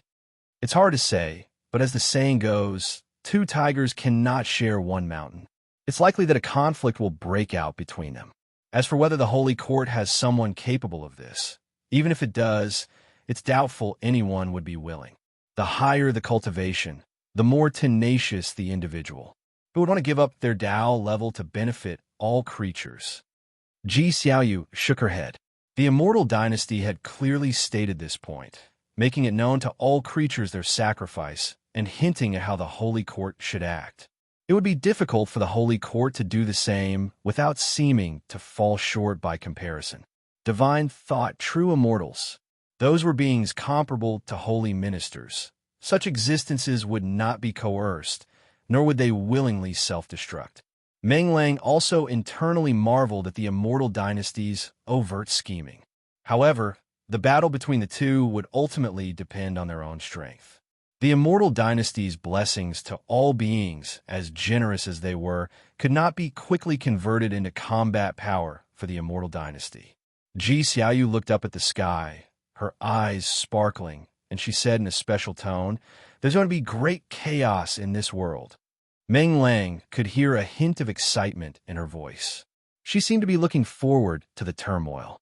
Meng Lang followed her gaze into the sky. Tao Void Mysterious Immortal's physical body had turned into a huge chi-shaped vortex, toward which the lonely spirits and wild ghosts of the world were flying. The reincarnation vortex. Many holy court cultivators appeared beside the reincarnation vortex. They didn't destroy it, but simply stood guard around it.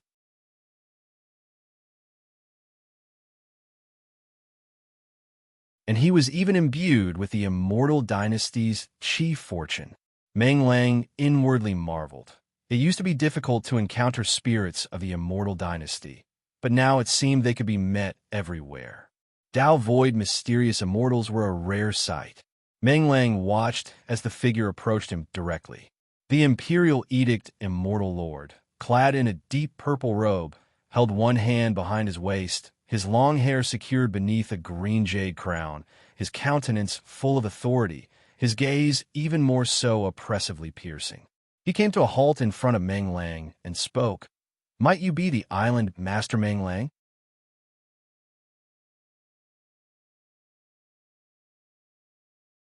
Chapter 358, Desperate Straits. "I am the island master," Guan asked with a puzzled face, while Hu Shaojian next to him became anxious. The Immortal Lord, at first glance, was no simple character, his aura clearly stronger than Guan's. The Immortal Lord looked at Guan and said, "Serve me, I require your island." After hearing this, Hu Shaojian couldn't help but open his mouth in shock, finding the person quite arrogant. He subconsciously looked around, his face changing drastically as he discovered that everyone nearby had stopped moving. Even the flowers and grass at the side of the street no longer swayed. It was as if everything had fallen into stillness. Gu An's face turned ugly, warily watching the Immortal Lord. The Immortal Lord calmly said, "It's just a little trick to prevent others from knowing our agreement. Work for me, and I will become your support. Do you know what the highest realm is?" Gu took a deep breath and said, "Heaven and earth flying immortal." The Immortal Lord replied, "Above the heaven and earth flying immortal realm is the carefree immortal realm, and above that is the divine immortal of wondrous Dharma realm. My realm is even higher than the divine immortal of wondrous Dharma realm."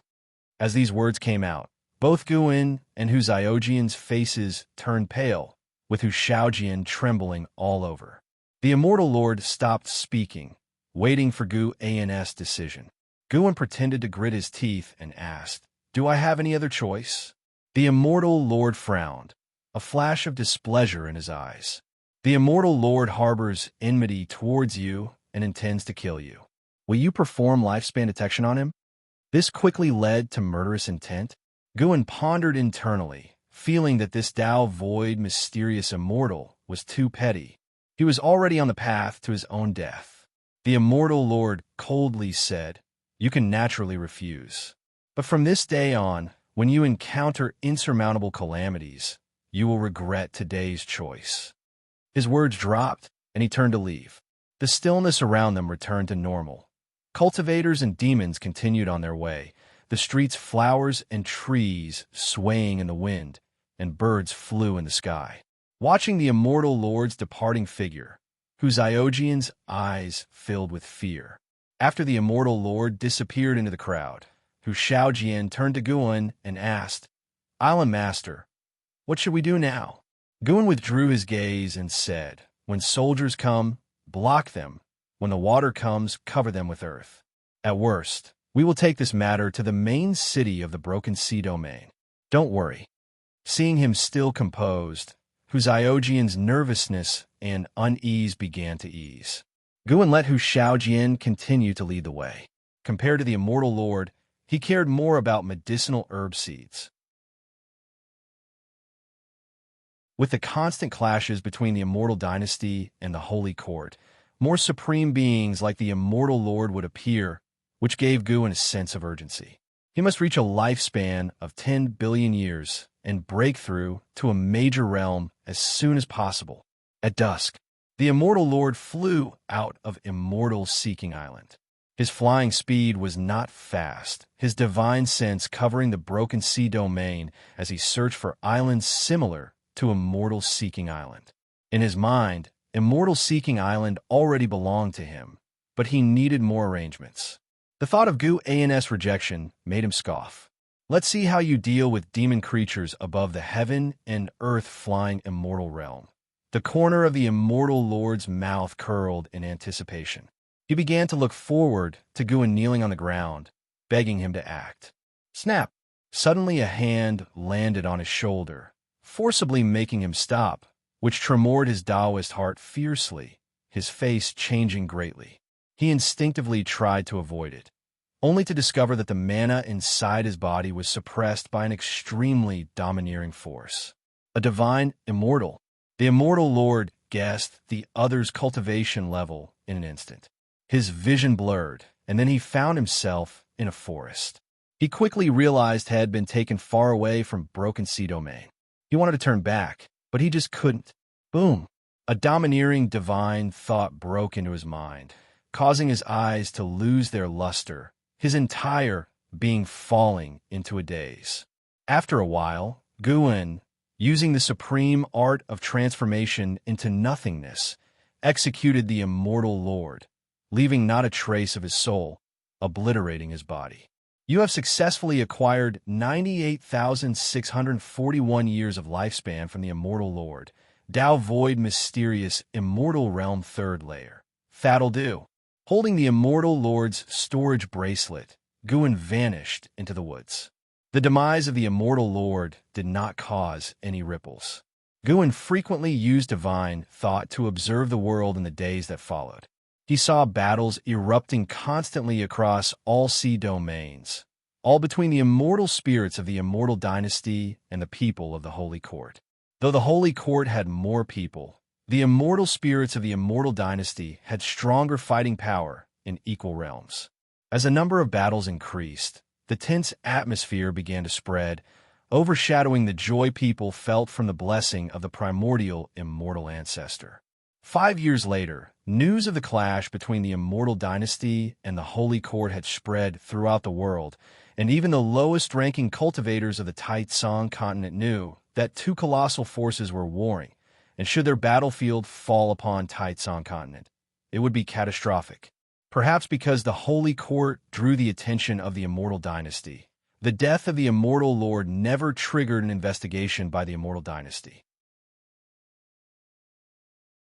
7 years had passed since the fall of the immortal lord. That day, Guin returned from the Outer Gate City, having just submitted the last volume of Romance of the Three Kingdoms. Over the years, he had been suppressing his unease with Romance of the Three Kingdoms. In his opinion, the battle between the immortal dynasty and the Holy Court should not target him, and he could continue to survive quietly. But deep down, he was worried that an accident might be triggered by the great war between the immortal dynasty and the Holy Court. If the primordial immortal ancestor could bestow blessings upon all beings, then might these two colossal entities, if they went to full-scale war, destroy the great heavenly spirit land? Each time he thought this, it made him uneasy. On his way back to the valley, Guin decided to continue to push forward. It was time to take a risk. Guin's divine thought swept across the world, searching for a sect rich in medicinal herbs. He found it difficult to kill beings with whom he had no enmity, deciding instead to help other sects harvest their herbs, taking without stealing, doing good deeds without leaving a trace. All right, no matter the self-promotion, Guin still felt a bit ashamed. A divine immortal was engaging in such activities, but in order to survive, just this once, no one would know anyway. Soon, Guin's gaze focused on a sea bass sect, Purple Pill Palace, a sect that specialized in alchemy technique, where a great number of medicinal herbs were cultivated for the purpose of alchemy. Purple Pill Palace's strength was not very strong, but because of their alchemy technique, the nearby sects would all protect them. Let alone the nearby sects of Purple Pill Palace. Looking across the world, Guin could go wherever he wanted without being detected, apart from Immortal Dynasty and Holy Court. After returning to the valley, Guin did not act immediately, but waited for nightfall. As night fell, Guin first went to Mystic Valley and then quietly left. With a single step, he directly entered Purple Pill Palace. Purple Pill Palace, sitting deep in the ocean, was a sizable continent with many mountain peaks, the tallest of which exceeded 20,000 feet. Under the dark night, There were lights on the peaks of Purple Pill Palace. Guin landed in a forest. His divine thought swept over, and at that moment, at least 400,000 disciples of Purple Pill Palace were engaged in alchemy. He walked towards the nearest medicine garden. At the edge of the medicine garden, in front of a building, an old cultivator sat in front of a pill furnace, his eyes closed, holding a fan and gently waving it, controlling the flames beneath the furnace. Guin walked past him without him noticing Guin's presence. Even if he were to open his eyes, he would not see Guin. This was the skill of the carefree primordial immortal, employed by Guin and with the power of a divine immortal. Not even divine immortals could see him unless their cultivation level reached Tao, void, mysterious, immortal. He entered the garden, not picking herbs at random, only harvesting the ones close to maturation. After a while, Guin moved on to the next medicine garden without taking a single herb, simply helping with the harvesting. Purple Pill Palace was vast, and to avoid causing disturbance, Guin moved gently, which slowed down his harvesting speed. He was not in a hurry. Taking his time, he would visit each night. 15 days later, Guin had harvested all the mature medicinal herbs within Purple Pill Palace, gaining 150 million years of lifespan.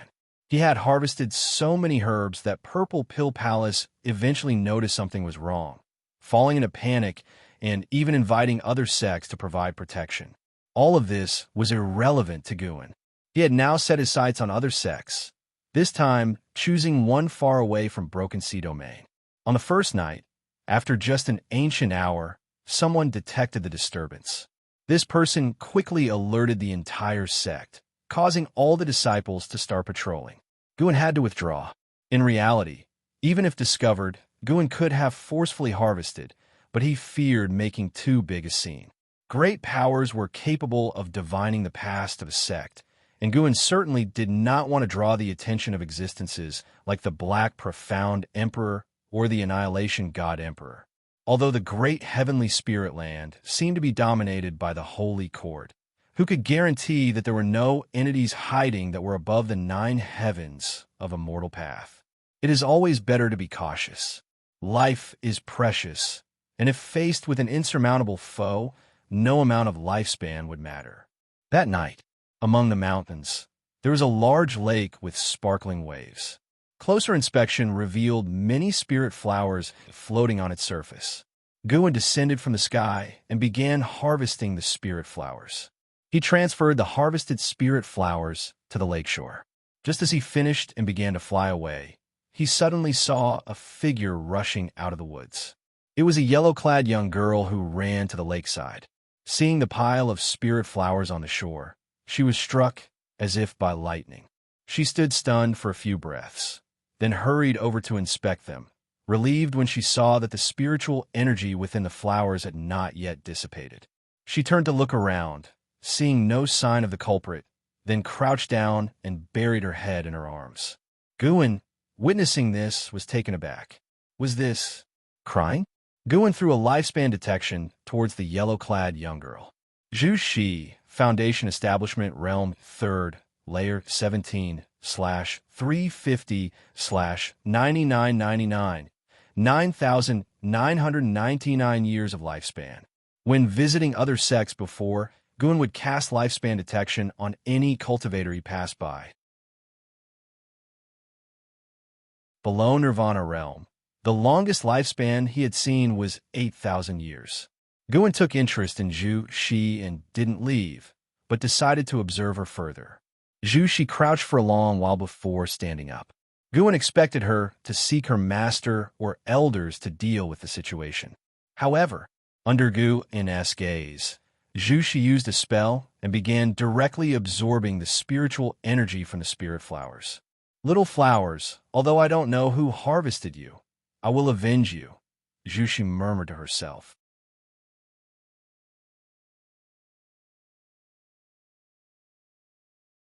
Chapter 359, 1 billion years lifespan.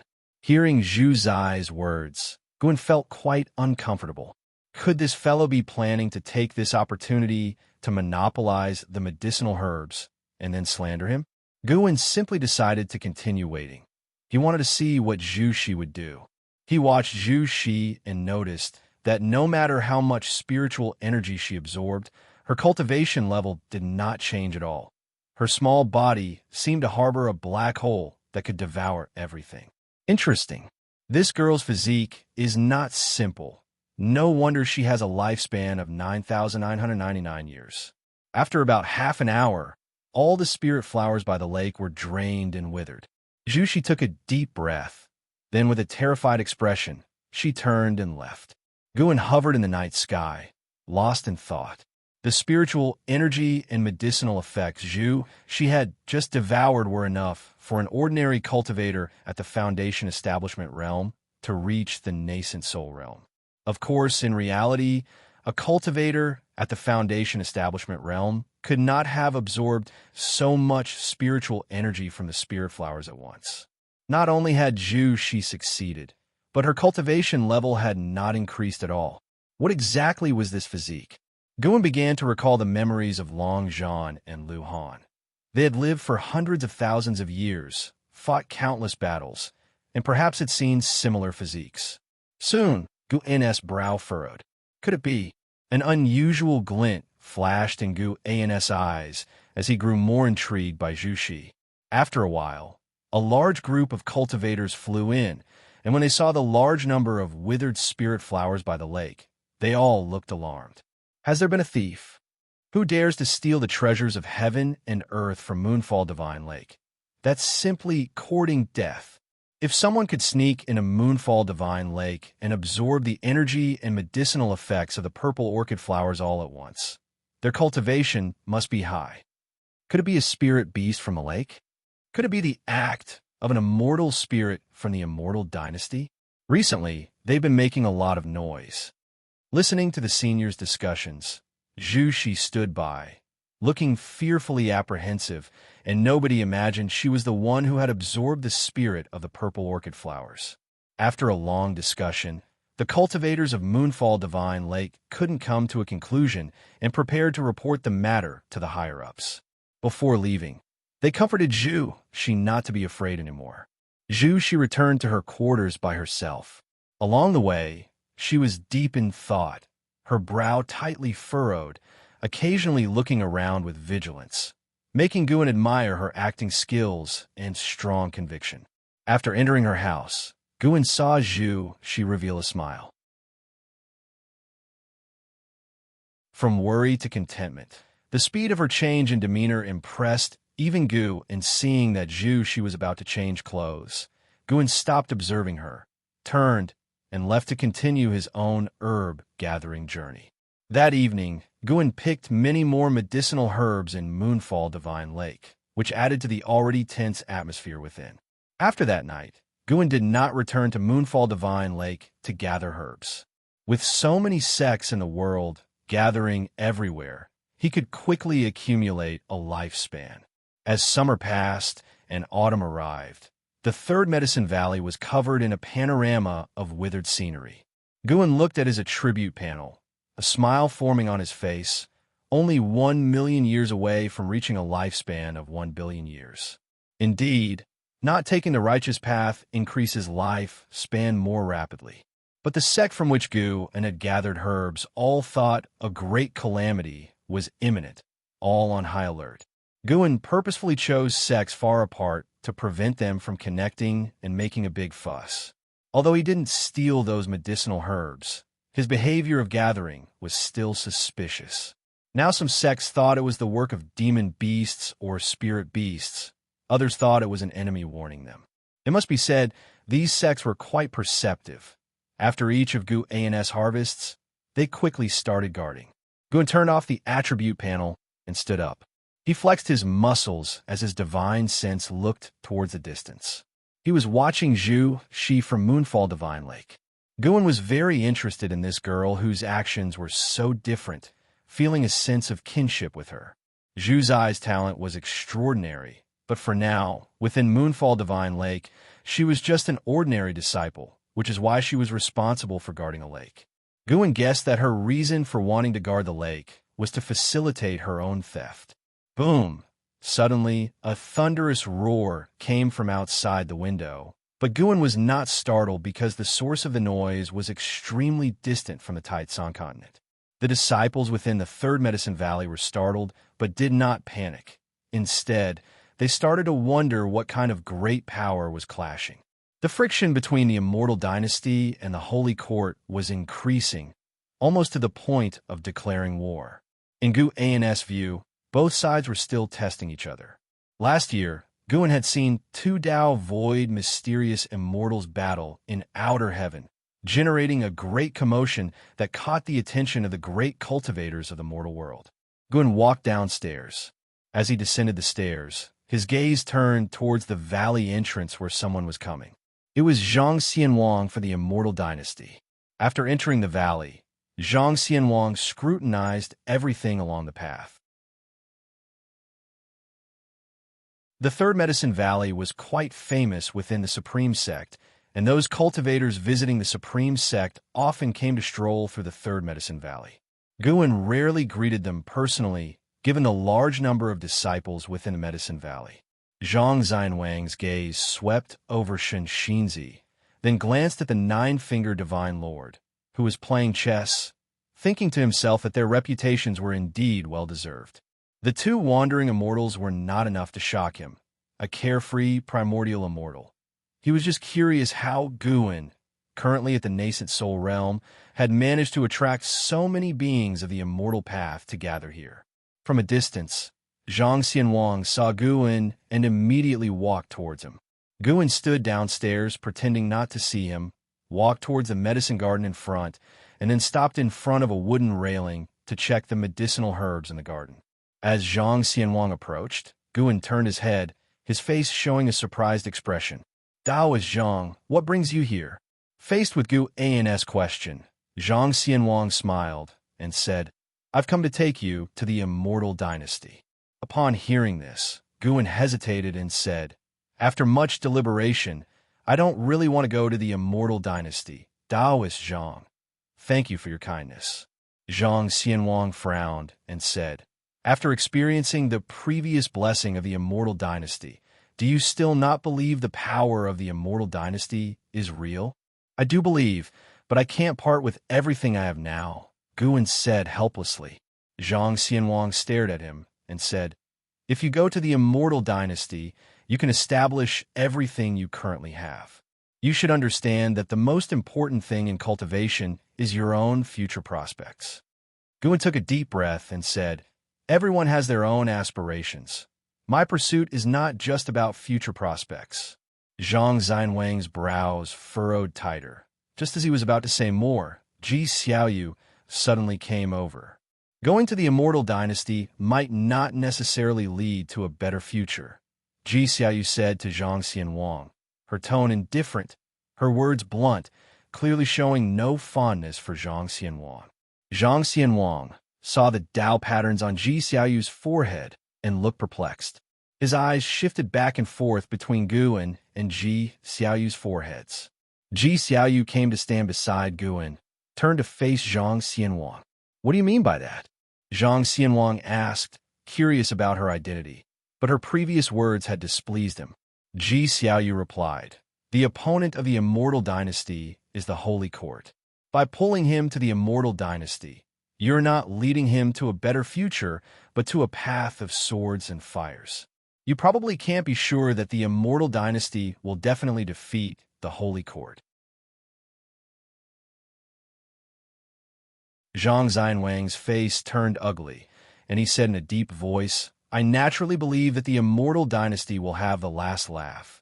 I'm not trying to harm him." Ji Xiaoyu continued, "You may have good intentions, but at this critical juncture, joining the Immortal Dynasty is really not a good thing. At the very least, we should wait until this conflict is over, right?" Guin felt the divine sense of the Sun and Moon Netherworld Emperor locking onto Zhang Xianwang. If Zhang Xianwang made any wrong moves, he might be annihilated in an instant. He quickly spoke up, "Daoist Zhang, thank you for your kindness. She is also considering my well-being. I apologize on her behalf. Her words are indeed somewhat harsh." As he spoke, Guan raised his hand in respect towards Zhang Xianwang, causing Ji Xiaoyu to pout. Zhang Xianwang took a deep breath and smiled.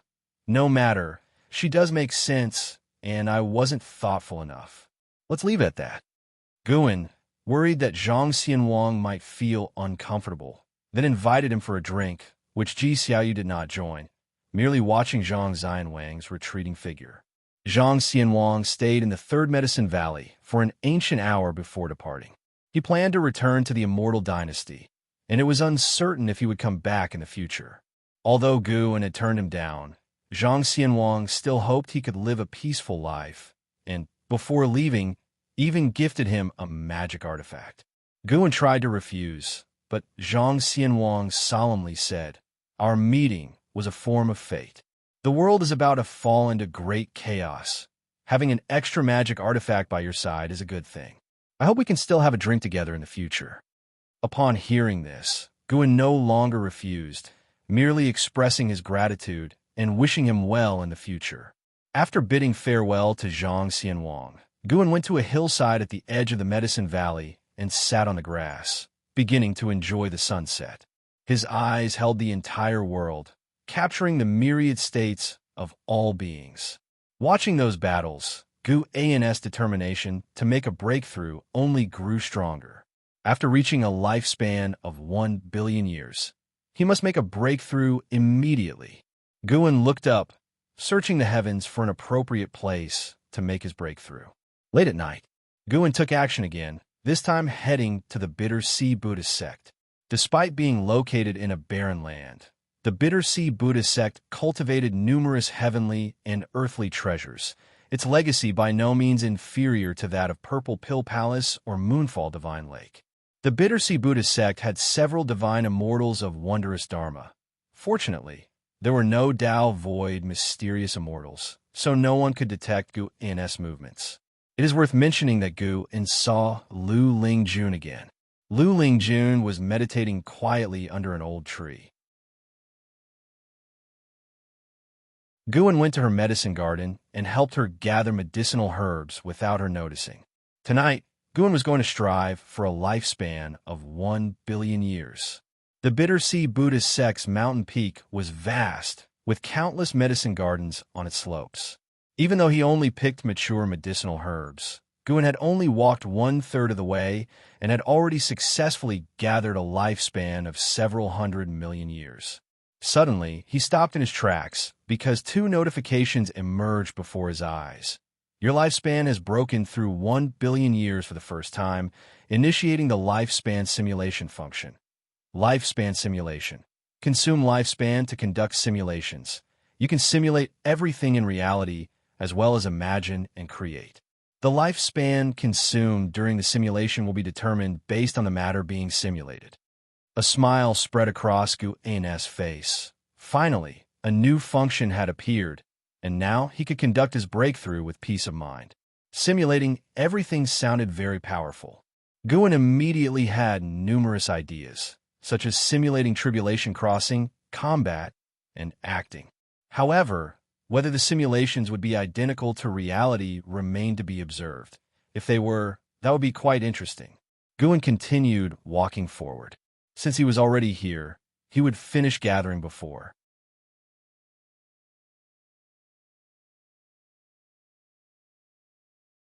Chapter 360. Promoted to Mixed Yuan Refining Virtual Body. Eternal Infinity. In the early morning, Guan stepped out from a loft in Mystic Valley, and after descending the stairs, he joined the disciples and practiced drills. Lu Jujia, exceptionally joining the drill this time, chatted with his fellow disciples while they practiced. "Senior brother, when do you think I can unlock the cultivation technique?" Lu Jujia suddenly asked, his tone filled with anticipation. He was currently cultivating the primordial reincarnation skill, and he felt that the primordial reincarnation skill was more profound than the Taoist expansion skill, which made him even more hopeful about his future. Guan glanced at his lifespan, saying, "Wait a few more decades. Don't rush it." Lu Jujia nodded. He trusted Guan completely, especially since Guan was already a nascent soul realm cultivator. In his eyes, although Guan possessed a very mediocre spirit root qualification. The fact that Guin had reached the nascent soul realm by the age of 400 showed that he had extraordinary comprehension. He guessed that behind the primordial reincarnation skill lay unimaginable great karmic connections, and listening to Guin was his only chance for enlightenment in this lifetime. They talked until the practice drills ended, and then Guin left. He returned to the Third Medicine Valley, and, as usual, he spoke a few words with the disciples he met along the way. Today, he was in an even better mood. Having reached a lifespan of 10 billion years, it was time for a breakthrough. He projected his divine sense into the cosmos. Although he had already chosen a location, he feared that living beings might intrude nearby, so he needed to observe it again. Suddenly, he came up with a bold idea. Should he attempt to break through in the silent destruction domain? The silent destruction domain was even more vast. It also contained abundant spiritual energy. Judging by the commotion caused by his last breakthrough to the divine, thought, true, immortal realm, this time it could possibly alarm the great heavenly spirit land. Guin did not want the Holy Court or the Immortal Dynasty to discover the birth of a new ninth level of Immortal Path. The ninth level of the Immortal Path, known as the Free Immortal. Thinking of how powerful Long Zhan and Lu Han were when they reached this level, Guin felt an intense surge of excitement. After making a round in the Third Medicine Valley, Guin returned to his loft. He then projected his divine sense into the silent destruction domain. The cosmic space within the silent destruction domain was even darker, stars unseen, permeated with a murky Taoist aura, giving one a sense of oppression. In the silent destruction domain, many enormous fierce beasts roamed, some even as large as the Taitsong continent. After a long while, Guin found a location for his breakthrough and decided to make his breakthrough tonight. Guin withdrew his divine sense and suddenly thought of a lifespan simulation. Should he simulate crossing the tribulation? Immediately, he activated the lifespan simulation, thinking of the tribulation crossing. Simulating the evolution of your current realm to cross the tribulation will consume 1 million years of lifespan continue. 1 million years? What a scam. How could Guin dare to continue when there was a high probability of failing the tribulation crossing? After all, he could only rely on his physique to survive the simulated tribulation. Guin turned his head, his gaze falling on the Sun and Moon Netherworld Emperor. The Sun and Moon Netherworld Emperor was at the 8th level of divine, thought, true, immortal cultivation. Should he try to battle him to see whose actual combat strength was superior? Guin immediately started simulating the Sun and Moon Netherworld Emperor. Locking onto the Sun and Moon Netherworld Emperor, beginning deduction simulation value. Simulating a battle with the current Tao Sun and Moon Netherworld Emperor will consume 1,000 years of lifespan continue. Only 1,000 years? Guin was pleasantly surprised, then instantly realized the trap. If he won, all was well, but if he lost, he would definitely dwell on it. And 10 times that would be 10,000 years of lifespan. A total consumer trap. Oh well, let's try it just once. Guin chose to continue, then closed his eyes, his thoughts entering the simulation space. The environment was still the supreme sect, enormously vast. Other than him and the Sun and Moon Netherworld Emperor, no one else was visible. The Sun and Moon Netherworld Emperor rose from behind a distant peak, looking down from high above at the standing area in the Third Medicine Valley. Watching the Sun and Moon Netherworld Emperor, Guin suddenly had a nostalgic feeling of playing one-on-one battle games from a past life, finding it quite amusing. Start the battle. Boom. In an instant, the entire Supreme Sect turned to flying ash. From high above, the vast Taitsong continent also shattered, with nearby oceans stirring up terrifying waves. After the duration of 30 minutes, Guin opened his eyes, his expression peculiar. Why is he so weak? Guin felt helpless. If it wasn't for the fact that had spent 1,000 years of lifespan, he could have easily killed the Sun and Moon Netherworld Emperor. Thus, during the simulated battle, he let the Sun and Moon Netherworld Emperor attack most of the time, who had great difficulty breaking through the defenses of the Taoist gang primal energy and the primordial ultimate body. Guin built confidence in himself. Indeed, he was very strong within his own realm, not to be misled by his failure in crossing the tribulation.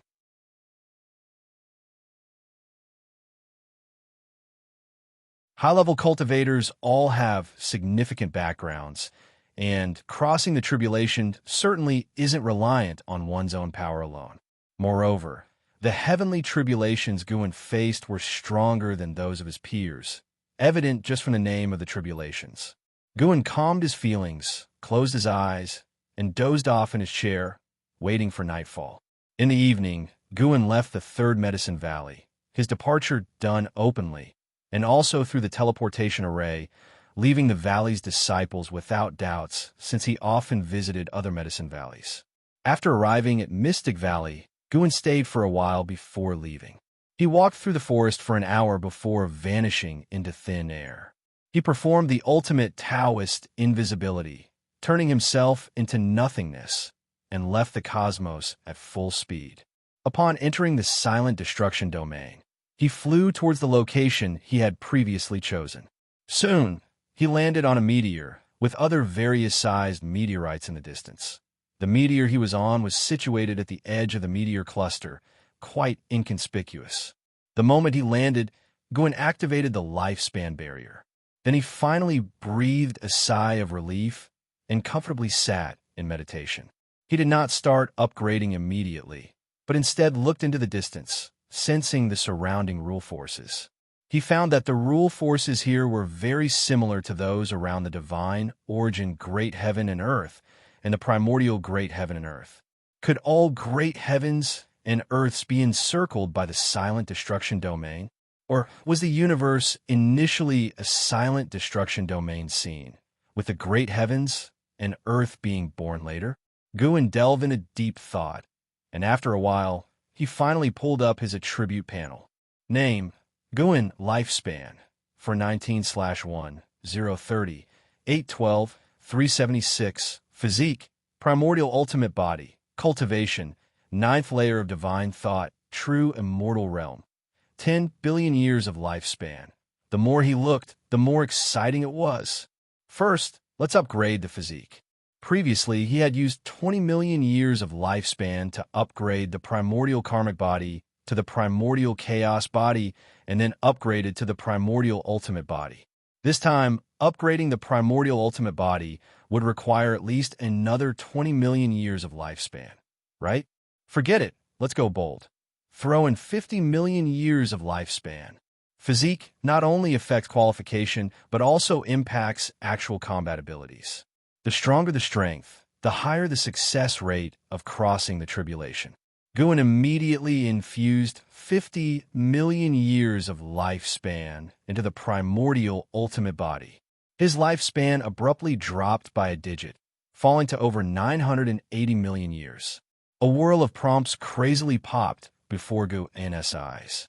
For the first 30 million years, the primordial ultimate body did not undergo transformation, but continued to strengthen. Until 35 million years, the primordial ultimate body transformed into the chaos-refined illusory body. Then, the chaos-refined illusory body continued to sense the Tao rules, constantly enhancing its perception power of the Tao rules. Ultimately, the chaos-refined illusory body could not advance further, but Guin was already satisfied. Boom! The surrounding spiritual energy frenziedly surged towards Guin. The spiritual energy within the silent destruction domain was of a higher grade than the nature's spiritual energy, mixed with an essence of Tao rules, and was known as Tao spiritual energy. Absorbing Tao spiritual energy could not only enhance cultivation, but also amplify the perception power of Tao. Of course, if the cultivation realm was insufficient, absorbing Tao spiritual energy would only damage the physique and harm the soul. It seemed, thus, that the mysterious light covering the great heavenly spirit land might be a protective measure. Reaching the level of heaven and earth flying immortal would ensure safe absorption of Tao spiritual energy. Guan closed his eyes, fully immersing himself in enlightenment, feeling the creation of the chaos-refined, illusory body. After transforming the primordial ultimate body into the chaos-refined, illusory body, its great divine power, the ultimate Tao Chaos Pan, although not qualitatively changed, was fully unleashed, reaching a pinnacle state. The ultimate Tao Chaos Pan was a type of great divine power.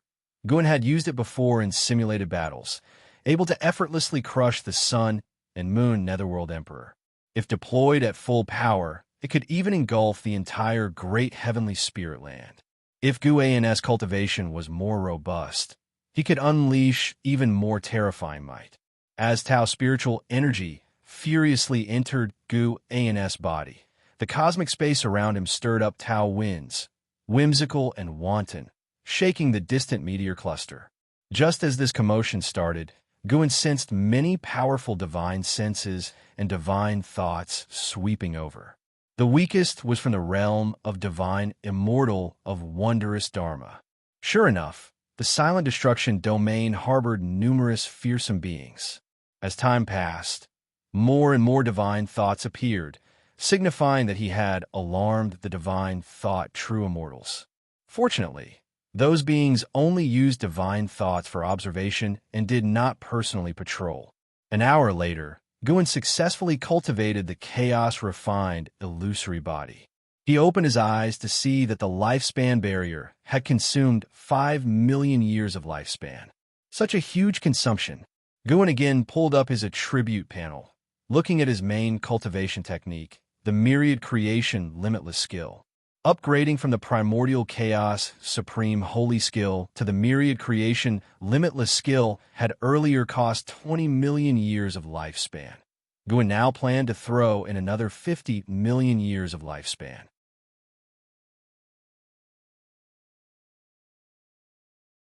Cultivation techniques and physiques were the most crucial. Other divine skills and ultimate skills were just embellishments. Currently, he had too many Taoist sorceries. It wasn't feasible to upgrade them all. 50 million years of lifespan throw. One digital prompt after another jumped before his eyes, and he carefully observed. Eventually, the myriad creation limitless skill was upgraded to the eternal infinite skill. An overwhelming legacy memory surged into Guan's mind. The function of the eternal infinite skill allowed Guan's mana to exist indefinitely unless erased by a stronger force. Besides this characteristic, the strength of Guan's mana also increased severally. Deploying the same amount of mana, his destructive power was now several times stronger than before. The divine skill awakening from the myriad creation limitless skill, the unlimited avatars, was also enhanced. His avatars could now exist indefinitely as well, but the avatars could not have separate spiritual wisdom. The existences of the unlimited avatars meant that Guan had additional eyes and bodies. The avatars were only made from mana, hence not as strong as the original. Who knew who could force Guan to deploy the unlimited avatars? He possessed many divine skills, but he rarely used any. Of course, he hoped not to encounter a situation where he had to use all his skills to survive a crisis. The Tao spiritual energy erupted again, and this time, it finally alarmed a powerful being to appear. Guan lifted his eyes to see a massive figure emerging from the darkness, just an outline, resembling some demon creature. This was also the largest being Guan had ever seen in his life, larger than the great heaven and earth. Merely looking at its form was enough to feel the oppressive.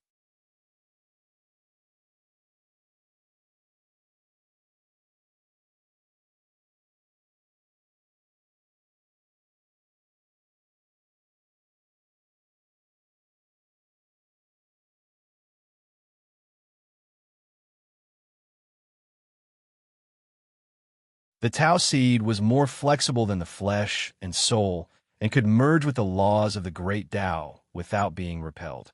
In other words, the Tao seed was like a nascent Tao, making it easier to exist within the universe. This is the true meaning of being free. Upon reaching this realm, Guan could better sense the subtle intentions of the universe. An entirely different force from the rules of the Great Tao was restraining everything. Enveloped in the transformations of the free, immortal realm, Gu-en was utterly captivated. As he closed his eyes, another pair of eyes appeared in the distant darkness, spying on the void, and soon vanished. Shadowy figures swept past meteor clusters, like illusions, fleeting in an instant. The moon set, and the sun rose. Sunlight swept across the Taitsong continent, dispersing the darkness. A new day dawned, and the disciples of the Third Medicine Valley began their usual training, a magnificent sight. Wu Ju came early in the morning to visit Gu-en, but did not see him. He did not leave, but stood at a distance watching the Medicine Valley disciples train. After the disciples had finished their training, an Xian approached Wu Ju, asking if he had come looking for Gu-en. Wu Ju nodded, and an Xian informed him that their master had gone out the day before and would likely return today. Wu Ju then decided to wait. He walked over to the Go area and watched others play. He preferred watching Chinese chess over Go. Hearing some discuss the romance of the Three Kingdoms, he couldn't help but join the conversation. The argument was whether Liu Bei was truly virtuous, engaging in an endless debate with a great cultivator from the sect, red-faced with anger. Just then, the transmission array platform lit up and Gu-en walked out.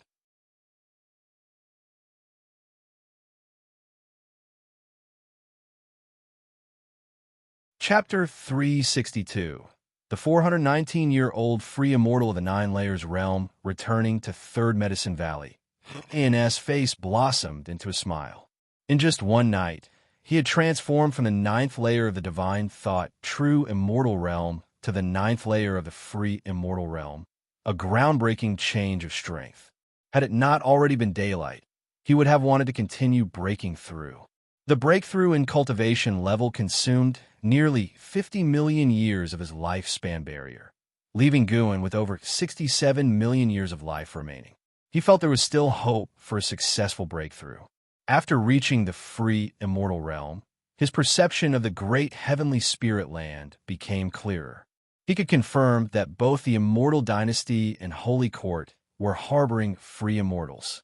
Once the free immortals go to war, it could very well involve the entire world. If he could transcend the free, immortal realm, Gu-en would feel even more at ease. Gu-en stepped down from the transmission array platform and looked up. In the vast cosmos above, he saw a gray river. Not being within the cosmos, he couldn't reach it by flying upwards. He had to traverse it through the Tao rules. The River of Destiny, the place where Lu Han perished. Gu-en just watched from a distance, with no immediate intention to step into the River of Destiny. His gaze then shifted to Wu Ju, who rarely took the trouble to visit him, so he naturally went to greet him. Yu Yingying was holding a rabbit as she saw the figure of Gu-en. She subconsciously looked over and was taken aback for a moment, rubbing her eyes with one hand. Gu-en was dressed the same as the day before, with no change as makeup or hairstyle, yet Yu Yingying felt a significant change in him. This change was indescribable for her, looking at Gu and made her want to approach him. But after a longer gaze, she felt an urge to submit. It was a complex emotion difficult for her to describe. Not only her, but other disciples also couldn't help but take a second look at Gu-en after seeing him. Gu-en arrived behind Wu Ju just in time to hear him listing the benevolent deeds of Liu Bei. Wu Ju seemed to sense something and turned his head. Seeing Gu-en, the anger on his face instantly vanished. "You're finally back. Come on, let's go have a drink." Wu Ju immediately pulled Gu-en's arm and walked to the side. Gu-en naturally wouldn't refuse. He called out for an Xian to prepare wine and dishes. The two settled in Gu-en's loft, sitting opposite each other. "Gu-en, I've reached the unification realm," Wu Ju excitedly declared, his face brimming with pride. Gu-en was amused. "You're in the unification realm? I couldn't even sense it until I approached you from behind."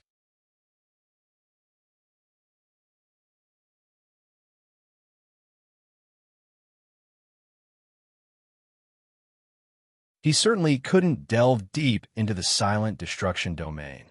What if an existence like the Black Profound Emperor was waiting? Autumn winds whistled through the forest where Gu-en sat on a rock, gazing at the sky through the gaps in the leaves.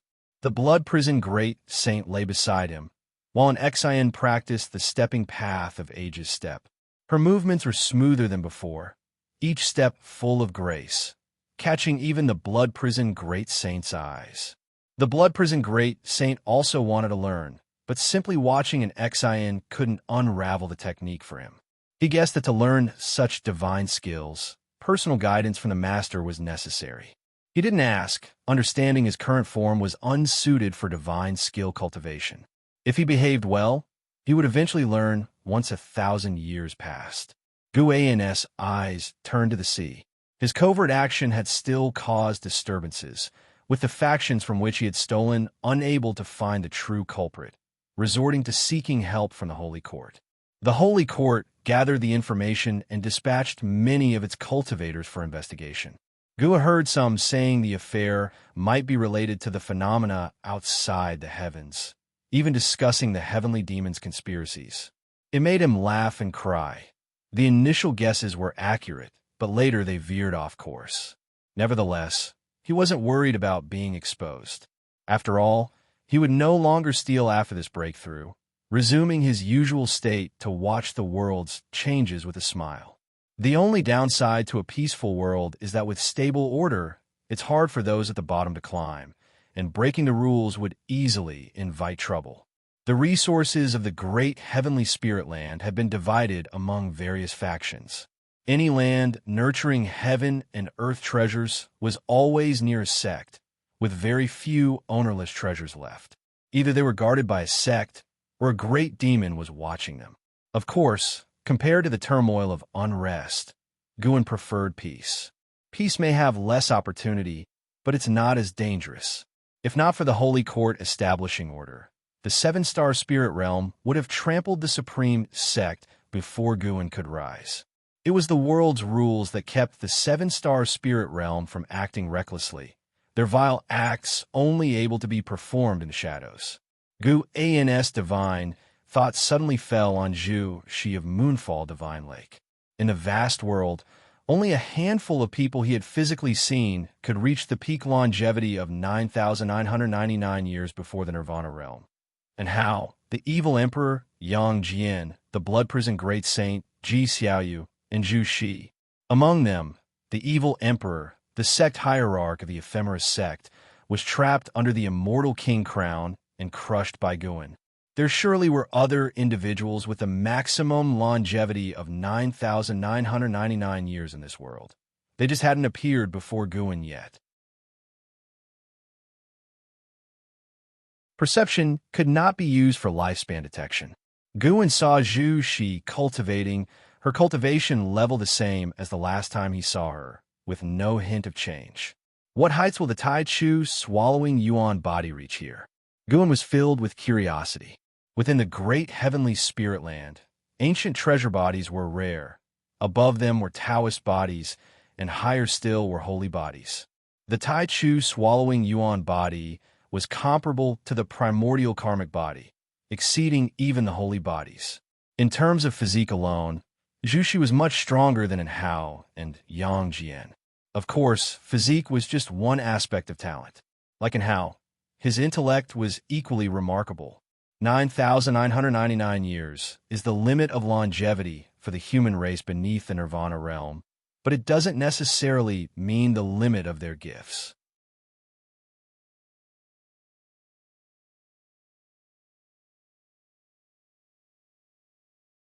Chapter 363. Peeking into the future. Master, I can't train anymore. An Exian approached Guan, speaking feebly. Guan came back to his senses, nodded slightly, then stood up and took an Exian and blood-prisoned great saint away. Master, do you think the Immortal dynasty will fight with the Holy Court? Everyone outside is saying that great changes are coming. An Exian asked curiously as she walked beside Guan. The ancestor of void illusions blessed all beings, causing the status of the Immortal dynasty in the hearts of all beings to soar. Now, in the eyes of most beings, the Immortal dynasty was even stronger than the Holy Court. Once the Immortal dynasty defeated the Holy Court, a new era would begin. Perhaps, Guin answered, but it has nothing to do with us. The Taitsong continent can't participate in such a struggle yet. Looking at the lights in outer heaven, Guin suddenly felt that he delayed the conflict between the Immortal dynasty and the Holy Court. Now the entire great heavenly spirit land feared the silent destruction domain and dared not rashly go to war. Guin suddenly felt very great, thinking that his breakthrough could help maintain peace in the world. Perhaps such peace could only last a few decades, 100 or 200 years, but mortal spirits could only live that long. And Xin continued to inquire. She was very curious about who was stronger between the Immortal dynasty and the Holy Court. Guin didn't make a judgment. His answers were equivocal, but this didn't hinder her imagination. Seeing that her master didn't want to speak more, she started chatting with the blood prison great saint. In the following days, Guin's divine thought explored the silent destruction domain daily, looking for the right time to break through. The commotion he had previously caused was too great, making powerful beings linger near the silent destruction domain. Not only was the great heavenly spirit land tense, but the forces within the silent destruction domain were also nervous, thinking that the great heavenly spirit land was going to invade them. As autumn passed and winter came, the year's flying snow arrived on schedule. In the early winter, Guin took an Xin to Mortal World Peak, and an Xin walked to one side to cultivate on her own. It wasn't long before Zhu Xinglan came to visit Guin. Master, there have been thieves on Mortal World Peak lately, Zhu Xinglan said with a solemn expression. Guin raised an eyebrow, asking in surprise, "What kind of thieves? Were there any casualties?" "No, but many garden areas had medicinal herbs harvested, including our Mortal World Peak's medicine garden. Fortunately, only harvesting was done, and there was no damage. Even the Supreme Elder of the main peak couldn't find the real culprit. Also, I heard that there were strange phenomena beyond outer heaven recently.